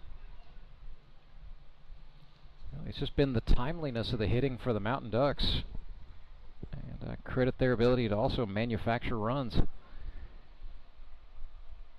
We haven't really seen, you know, the big one. Haven't gotten to talk about that yet here in GRBL Season 10. Still plenty of time, It hasn't happened yet. Time. But, it's just been kind of disciplined baseball all the way through in a hot 3 o'clock game. Gavin Huke misses down. It is now 3-0. Was that Justin Loudon? That was Justin Fruit Snacks Loudon. I didn't see it. I just saw what he threw. I just saw what he threw down. Hey, look, man, he's like the Easter Bunny. Shows up, leaves treats, and he just disappears like a ninja. Yes.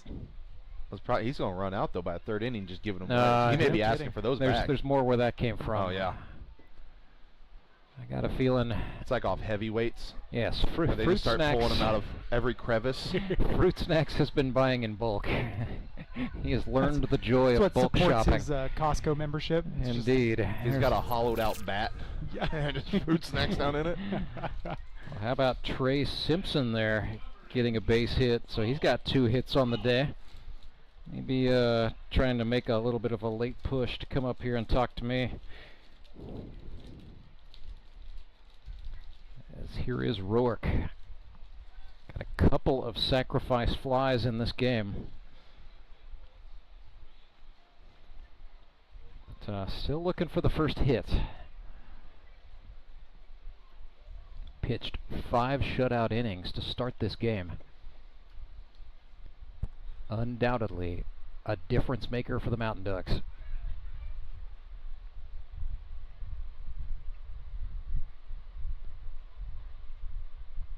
.1-0 from Hugh is high and tight.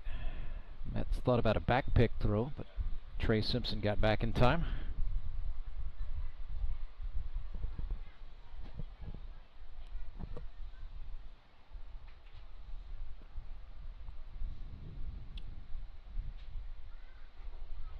Breaking pitch outside there, and it is 3-0. Maybe Hugh took a look at the big physical presence that is Cole Roark and just decided to be careful. I don't think that's got the distance. Fackrell going back, and yeah, that one just got over the screen. Scary for a fan in the front row. I think she's awake now. I think so.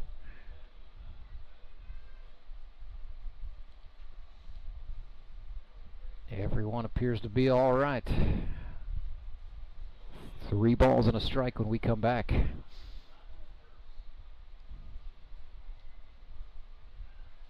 Hugh tries a pickoff throw. That one with a little more purpose to it.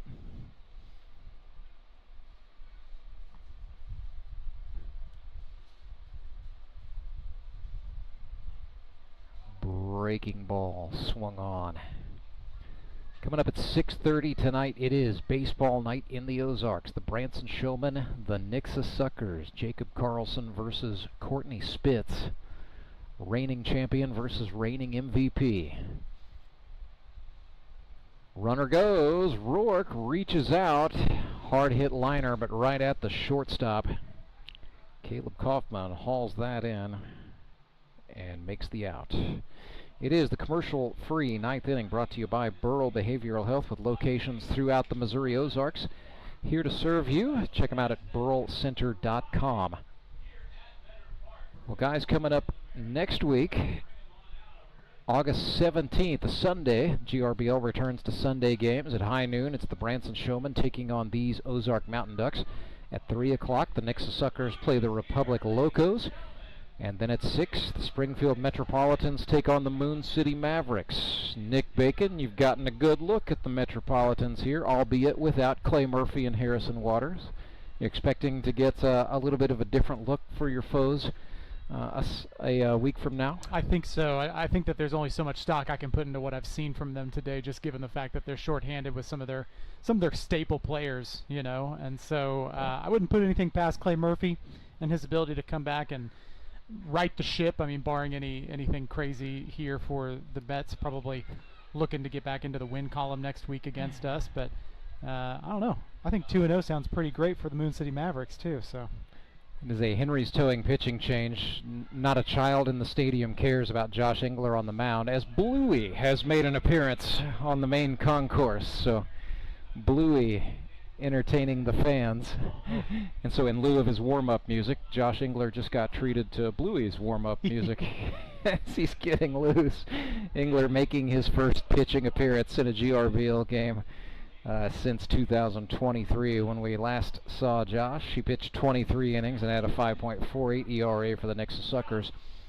For his career, 125 innings, he's allowed 44 earned runs on 108 hits, struck out 166, and walked 38 with 17 hit batsmen.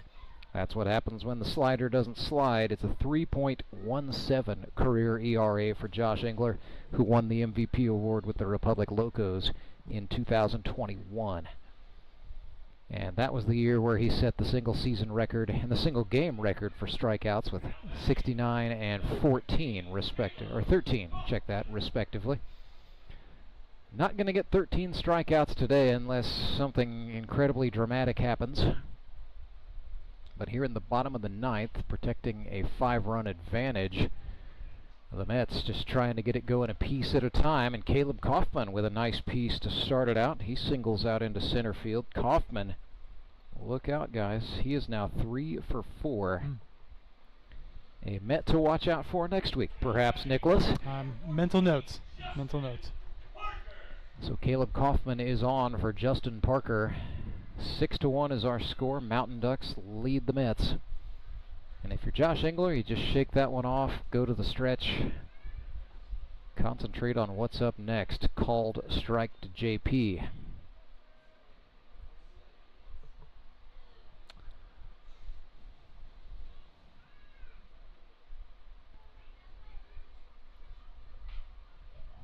Swinging a grounder, right side Austin Kendrick back into the game, and with it at first base.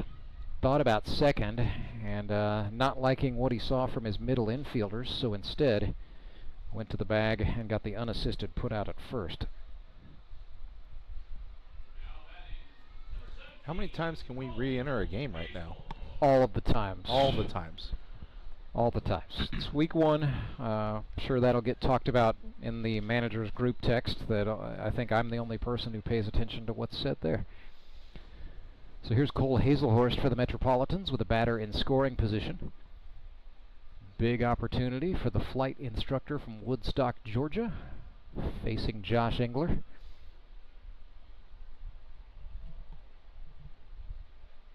Hazelhorst most certainly knows what he is up against here.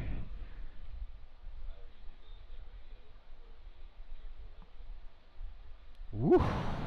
Fastball ran in wildly. Oh, and that hit him. It is a hit by pitch. Not sure if that caught the hip or somewhere on the jersey, the front of the jersey perhaps for Cole. Either way, I think he's going to need some ice packs after this game. He has taken a bit of a bludgeoning today, both behind the plate and now at the plate. 2 men on for Toby Yorks. Toby could make this game interesting. He left the park in the Jamboree last week. Yeah, he walked off and said, "I can't believe I wasted a dinger." I know. But yeah, he did. Had a 2-run shot that will not count for his career stats against the Branson Showmen. That was a well-hit baseball, I'll tell you that. Saw a hanging breaking pitch and gave it a ride over the wall and right. Toby, a switch hitter, hitting left-handed against the right-handed throwing Josh Engler. It is 0-1. Oof. Toby smacks the barrel in frustration.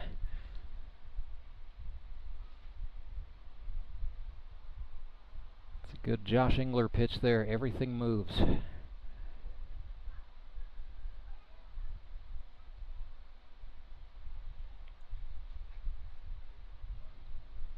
Tried to go fastball up. Not to the liking of the man in charge, and so Yorks stays in. Toby does not chase a lot.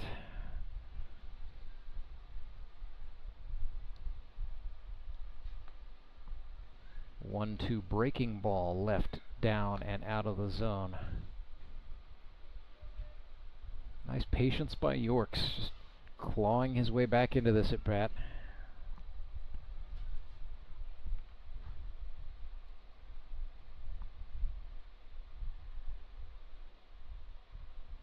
And it's a wild pitch. Count is now full. 2 runners move into scoring position. And that ball just barely grazed the glove of the catcher, Creed Smiley, and then went right back to the screen.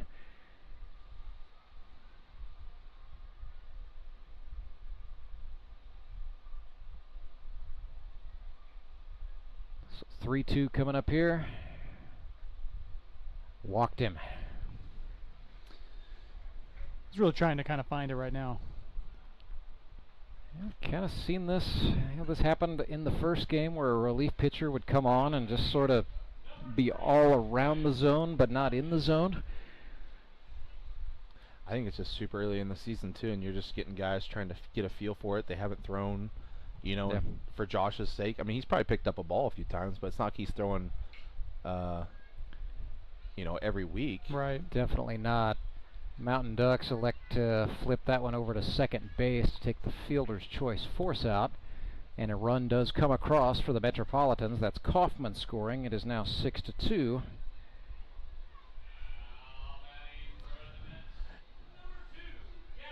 And you got guys like Cole with his facility and his team. He's throwing live ABs 2-3 times a week. Yeah, so but the guys who are high school coaches are definitely. It's a little bit different than the guys who are office workers or mechanics or realtors or what have you. Gavin Huke swung and fouled that one. It's 0-1. Yeah, you got that with Cole for the Mountain Ducks. You got some guys that work down at D-BAT for the Mountain Ducks. They get to live baseball a little bit more than the rest of us. Well, that's like Clay when he was doing stuff at Marucci, giving lessons at Marucci. Sure. Yeah. Unhittable. He goes back to his normal job, doesn't got it as. I mean, he's still Clay Murphy. Who would have thought that being an insurance adjuster did not translate over to climbing on roofs all the time? Pinpoint accuracy, right? See, Engler trying to dial it in. Well, the thing about Josh is, I remember his story. After his rookie year, he really wanted to get serious about pitching in this league, so he got a net, and so that was his leading catch partner at home was just a net in his yard. Lobs this one over to first, and that will end it. The Ozark Mountain Ducks win this one 6-2. Your final score. Kind of tough go for the Elite Promotions Elite Performer of the game. I definitely like what I saw out of Trey Simpson today, going 2 for 3, a couple of singles, a couple of walks, had a run scored in there. Of course, got to say Tony Lewis had a couple of RBIs, but I am going to go with, also should mention Josh Engler 3 for 5 with an RBI. But there was a pitcher who threw 5 shutout innings and hit a sacrifice fly that will stand up as the game-winning run. So with that, our Elite Promotions Elite Performer of the game has got to be Cole Roark for the Mountain Ducks. Great return for Cole. Looked every bit the part of the number 1 overall pick in the GRBL draft, I thought. After his performance in the preseason, he kind of said, it felt okay. I didn't like that I hit a batter, but it was okay. But came out today, really had dialed it up another level. So for those reasons, those 5 shutout innings, the 6 strikeouts, and he scattered 3 hits, our Elite Promotions Elite Performer of the game for the Mountain Ducks is Cole Roark. 6-2, Ozark improves to 1-0. Jumps to the lead in the GRBL South Division. Metropolitans fall to 0-1. They are now tied with the Republic Locos for last place in the GRBL North. There's good news for you, Nick Bacon. You and the Moon City Mavericks, sole possession of first place. Let's end the season. Yeah, exactly. All right, stop the count and let's award the Mavericks the bye. Am I right? No, we got a lot of baseball yet to play, but that's what you're playing for. If you win your division, you get a bye and an automatic berth in the GRBL semifinals. So a lot to play for week in and week out, and we will see both of these teams out here next Sunday, August 17th. Well, guys, Brock Chaffin, before we let you go, let's put in a quick word for Rube Bats. I guess it just depends on how hard you want to work, and that can be how hard the sales pitch is. But I mean, what's the run right now on a Rube if somebody's looking for a piece of lumber? Right now, I'm actually just a couple months out, but I know with this league only being about roughly 2 months long, it's going to be tight getting anything else. But for all those guys listening, next year in the off season, you guys need something, go ahead and reach out to me on Facebook. We can definitely get you something set up. And like I said, I try to prioritize these guys in the league as much as I can over everything. So, and thanks to all the guys that bought today. We'll be able to donate a couple $100, back to one of the local animal rescues and animal shelters down in Fayetteville. So, super awesome to do that. And like I said, keep an eye out for the apparel. Yeah. We are working on it. Probably mainly sticking with hats because they seem to be a one-size-fits-all for most, and I don't have to carry 50 different T-shirt sizes. So, yeah, there's definitely positives and negatives to everything. But and I'm the owner of 2 of the like the T-shirt style hoodies. We love those in my household. So. Yeah, I get asked for those a lot. Let me know when I'm not saying it. I'm just saying. Yeah. So just let me know when those are coming again, Brock. That's all I'm saying. Sounds just good. Leave it at that. But, Sounds good. No, always appreciate Rube Bats, and best way to stay on top of when a shipment is coming is to follow you on Facebook, RUEB Bats, and Instagram as well, right? Instagram as well. Yeah, I usually throw out there kind of when the next batch is, and I try to do as many as I can. But yeah, I mean, they've gone up. Right now they're $100. Unfortunately, wood is still going up, so we're trying to keep it right at $100. But if it's going to be anything $5 here and there to go, nothing crazy or anything like that. We like to make it affordable because these guys put in their money, their time to be out here. I want them to have good bats at an affordable cost. So. Certainly so. That is Brock Chaffin. We will also bid a good evening to Nick Bacon. Thank you so much. We'll see you out here on August 17th. Thanks for having me, Rance. Always a pleasure to start the season with you, and yeah, look forward to the next time we get to call a game together. Burger and bacon. Burger and bacon. It was just made to happen. We will step aside for 60 seconds, come back, talk things over with our Elite Promotions Elite Performer of the Game, Cole Roark. I'm Nicole Cartmel with the Bank of Missouri. If you're in the market for a new home, you're probably spending a lot of time looking at real estate listings. But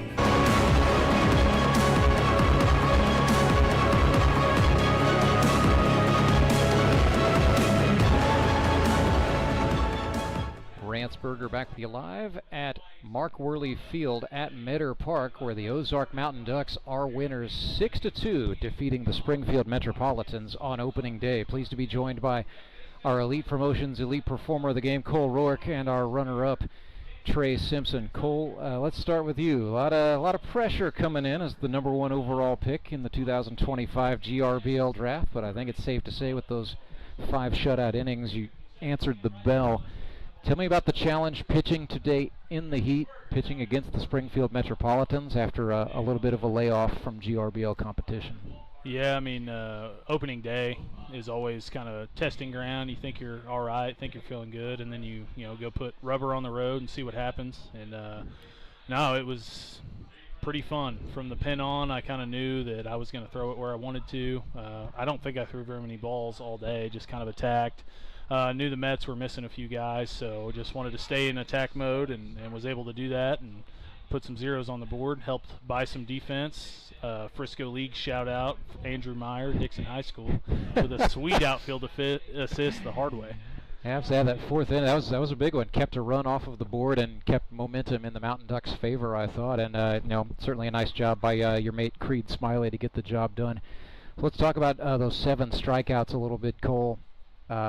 I mean, looked like it was the sort of game where just everything you had in the bag was working. We saw the velocity up front, but then saw the changeup come out to play a little bit as the outing went on. Yeah, it really was kind of everything worked, and then I realized, well, I think I'm going for a while, so I'm going to step off the velocity and see what I can do. So yeah, I got a little help from some aggressive hitters. They stayed aggressive, and then I had to kind of coax them in. So it was playing baseball, which is what we all want to do when we get out here. So I had to think through some at bats and work it, and it was a lot of fun. It just was in my favor today. Going to talk offense with you in a second, but let's talk about a guy who also had the offense going. Speaking of good returns, how about it, Trey Simpson? All you did today was go 2 for 3, also threw in a couple of walks, scored some runs. It's like you never left in 2023, but what can you tell me about the way you were just seeing the ball today? Well, it mainly started with this morning. We went to the cage and got some hacks in, and I was afraid it was going to be a little rusty out there today, but it just naturally came back to me today, and I was seeing it well and got some balls to hit them hard. And what does it mean to you to be back out here? I know not teammates with your brother Trent this time, so boy, Mountain Duck Suckers is going to be awfully interesting here when that rolls around. Yeah, I can't wait till we face him. I'm hoping maybe AK will give me a inning out there on the mound against him. That's what I'm really hoping for. I would really like to strike him out because we got a lot of trash talk, especially growing up and into today. So going to be a lot of fun when that happens. You know, Trey, it would be one thing, you know, coming back after a season away, like if you were, you know, hiding out in right field or if you were just DHing or something, but you're playing shortstop, man. Tell me about that. Just what has been the hardest part coming back? Is it defense or is it batting? For me, it's always been hitting. I've always took great pride in my defensive ability. That's what I always, like I said, took pride in. And seeing the ball, I think, coming out of the pitcher's hand was the hardest part for me. But like I said, it was that preparation work this morning in the cage. And it just came back to me naturally today. Well, Cole, apparently you can hit the ball too now. That's been a very interesting addition. I had to apologize to the folks at home that I didn't bother to go gather up your old batting stats from the days of yore with the Branson Showmen. But a couple of sacrifice flies today, including what stood up as the game-winning run there in the third. So looked like one of those things where like you're seeing the ball well and maybe just missed really hammering one. Yeah, I really did find the barrel a few times, and that's always nice to do. Hitting's hard. We tell our high school guys that all the time and then expect them to do it anyway. So I got to show up and not look ridiculous at the plate at least, and I did get some stuff to hit, so that was nice. Was the approach change? You know, you got Trey in front of you, and funny enough, he drew walks both of the times right before you hit sac flies, so you know you get to see what he's doing. But you know, does that change your approach at all when you've got runners on and you know that the sac fly is in play? Yeah, I think in a short season like this too, you can't have a lot of ego about, oh, I'm gonna get mine. So if you can move runners and score runs, it's going to show up in the big stat, which is wins. So absolutely, just trying to move guys and put us in a position to win. I squared the bunt once, and that was half a bait to Mr. Logan Wiley, and he gave me a fastball, and I didn't do what I wanted. But you know, the game within the game, and I'm not a good enough hitter to dictate too many at bats. So when I get a chance, I'm going to move a guy. Good enough. Well, I want to ask both of you guys this as kind of the final question, because you know both of you've been around and you've been on some successful teams that have made deep playoff runs. Chemistry is just so important, and good teams in the GRBL seem to have it. You got to develop it quickly. What can you say about chemistry for the Ozark Mountain Ducks here after one game and one win? Well, AK, I think, got a good group of guys here. They were talking about the good guy rating. Yeah, the GGR. Yeah, it is plus. Seems like we all of us there got a good GGR. So we're all meshing well, and it showed today. Yeah, 100%. Guys pick each other up and talk, and it's a good time, man. So we're gonna be around. Expect us late in October. Well, before that, we will see you back here August 17th. You got the high noon game against the Branson Showmen, so we'll let you get in the shade, get somewhere cool, and maybe do a little bit of scouting before the day is done. Sounds good. Thank you, Rance. Trey Simpson and Cole Roark. We'll keep it right here because I see old Captain Duck is back there lurking in the background, so we will bring in Austin Kendrick before we shut it down for the evening. You are hooked there, Trey. About took out the whole setup, but I made the save there at the last second. Okay, I'm gonna give you the headset, Austin, that Trey did not almost send out to Fremont Road. Okay, are you on? Say something. Hello. Yeah, all right, we got you. So Austin Kendrick, the Ozark Mountain Ducks gaffer, with me for this one. And AK, man, this was two teams going through some adversity. Both teams a little bit shorthanded. You guys come up on top when it counted with just some timely run manufacturing. What can you say about just the total effort for your guys on a difficult day? I mean, it was just one of those things where guys were willing to step up and do whatever it took to try to put us up. I mean, guys trying to lay down bunts, hitting sac flies, taking extra bases. I mean, I thought our pitching staff did an amazing job today. Spearheaded by Cole, who coming back, when he takes a year off and see him coming back and pitch the way that he did today was absolutely amazing.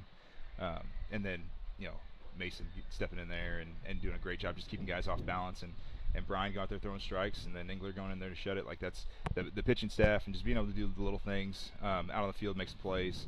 A lot of diving bodies today, a lot of really nice defensive plays. I mean, it was a great team effort. It was great to see guys sacrificing for each other today. Kind of felt like Brian Sanchez maybe just got a couple of unlucky breaks with a couple of the hits he conceded. But I did want to go back and revisit Mason Davis specifically. That's a guy who's wanted to pitch his way into a bigger role. So you give him 2 innings of run today. He gives you 2 shutout innings in return, and that's got to be nice to see. Absolutely. I mean, Mason does a great job. He's we know exactly what we're going to get with Mason. He's going to throw strikes. He's going to try to keep it low in the zone. Everything he throws is going to move.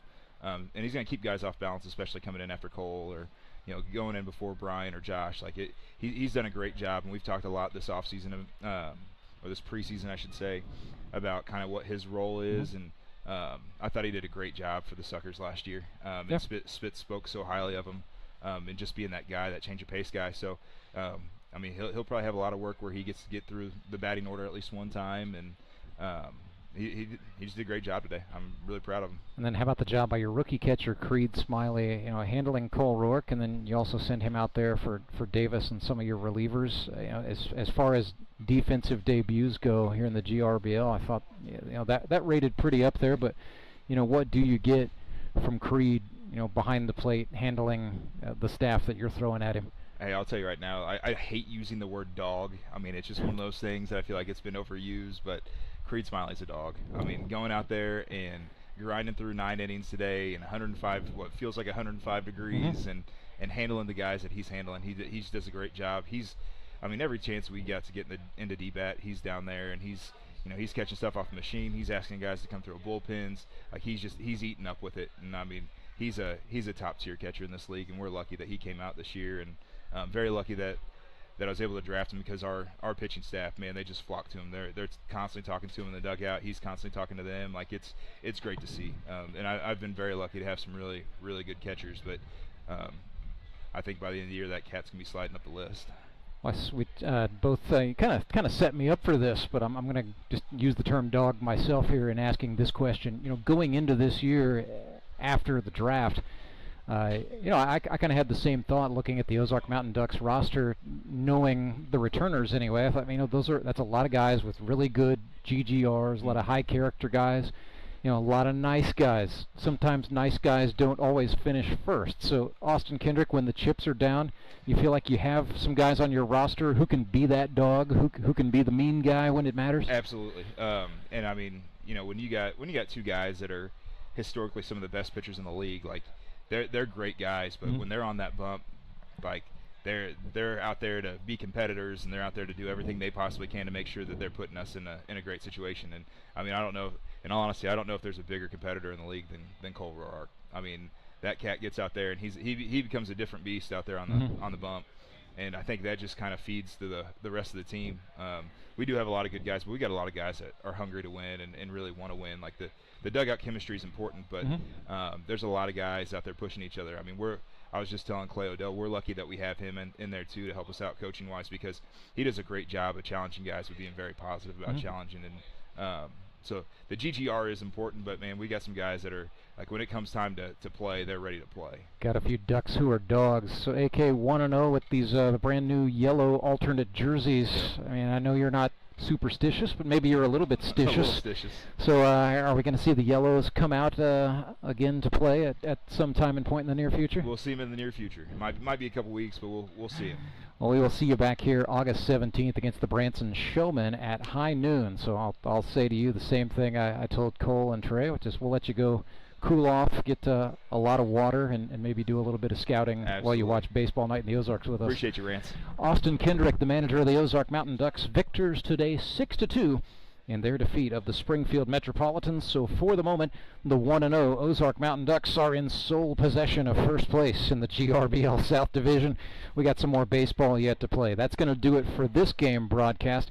I'd like to say a big thank you to Siler Bartlemy and Derek Seiko, who have produced and directed this game for me. And a big thank you as well to Brock Chaffin and Nick Bacon for coming alongside and helping to narrate some of the action today. So 6-2, Mountain Ducks defeat the Springfield Metropolitans. We will start a new stream right here on the GRBL YouTube channel to bring you Baseball Night in the Ozarks. That's coming up in just a few minutes. So if you can't be here at Metter Park, be right here on the channel. Until then, good evening from Springfield, Missouri.